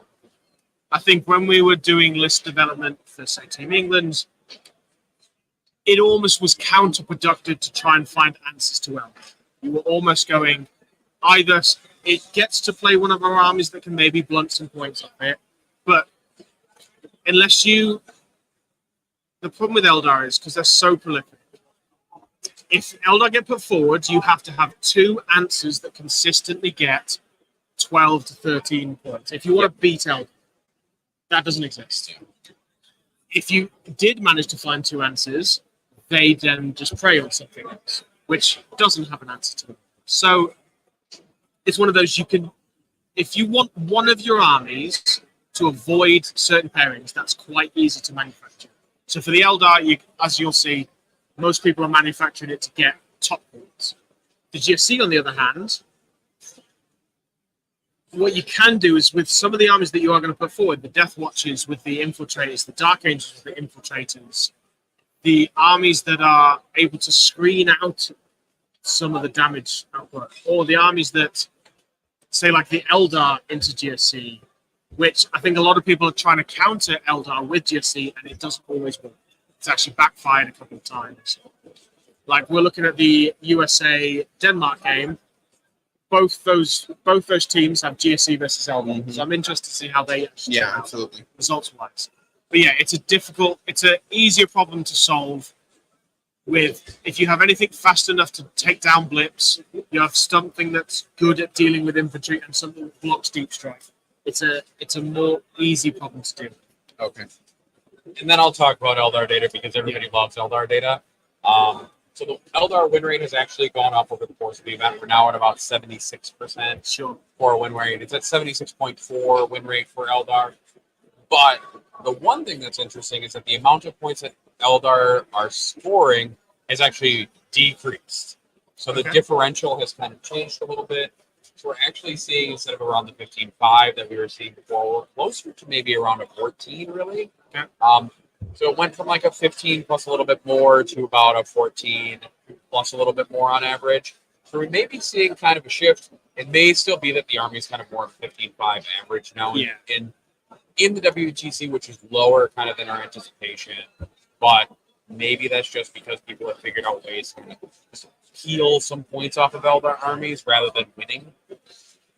It could be also, I guess, correct me if I'm wrong, but we are still in the group stage where we have, let's call them by the name, the weaker teams, or like the teams that probably don't have that proficiency at handling an army like that, or that have been locked out in their own little bubble of, local metas or something like this, especially for those smaller countries. I think this will change dramatically when we go out of the group stage, because then we will have the sharks in the shark tank. That's why I'm really excited about the data that's going to come out of this round, because we have teams that are seeded much more closely together this round. We have 1 and 2 seeds that are going against each other. We have some seeds that are probably ostensibly seed 1s, really disguised as seed 2s. And so we're starting to see some of the higher end data that we might see more in the seeded play for the Swiss. It'll be interesting to see, because I'll also do all this coverage once we get to the Swiss stage piece, essentially. And we'll continue kind of looking at these. And I'll also start to track more and more data as we go and kind of peel it apart. And I'll keep meeting with other Nathan and also Typhus and kind of talk about interesting tidbits that I find, and kind of, maybe we'll tease out some stories as we go. About solutions to things. I'd be very interested to see when we get to the Swiss rounds how the top seed Eldars play against each other. Yeah, absolutely. So listen, everyone, we will be there to report on the Swiss rounds. We will be there to report on the end of this round pretty soon. I mean, as soon as it draws to its finish, to the conclusion, we will have Nathan, we will have Typhus probably update us on what is going on, what the likelihood of results is. So stay tuned for this. In the meantime, we can only recommend that you also switch over. Don't turn us off, just mute us and move on to Wargames Live, because they're streaming the live game of John Lennon. That we have El Cobrador in Spanish, so you can switch over to see that game because definitely the Spanish player is there, and you can see that game. Then we have Target Priority streaming in German. So if you didn't know, jump over there, check what they're doing, what they're streaming, what they're showing. And then last but not least, we have French Wargaming. So definitely they're doing their best to try and demonstrate the French players playing. So and covering the whole thing in French. So we will display the schedule of our entries, let's call them, in a moment. So yeah, book your time. Make sure that you tune in because we'll have more interesting interviews. We will have more interesting conversations, and we'll provide deep insights both on the stats and on the predictions end. So thank you, Nathans. And I guess we'll speak in a while. Thank you, everyone. Why?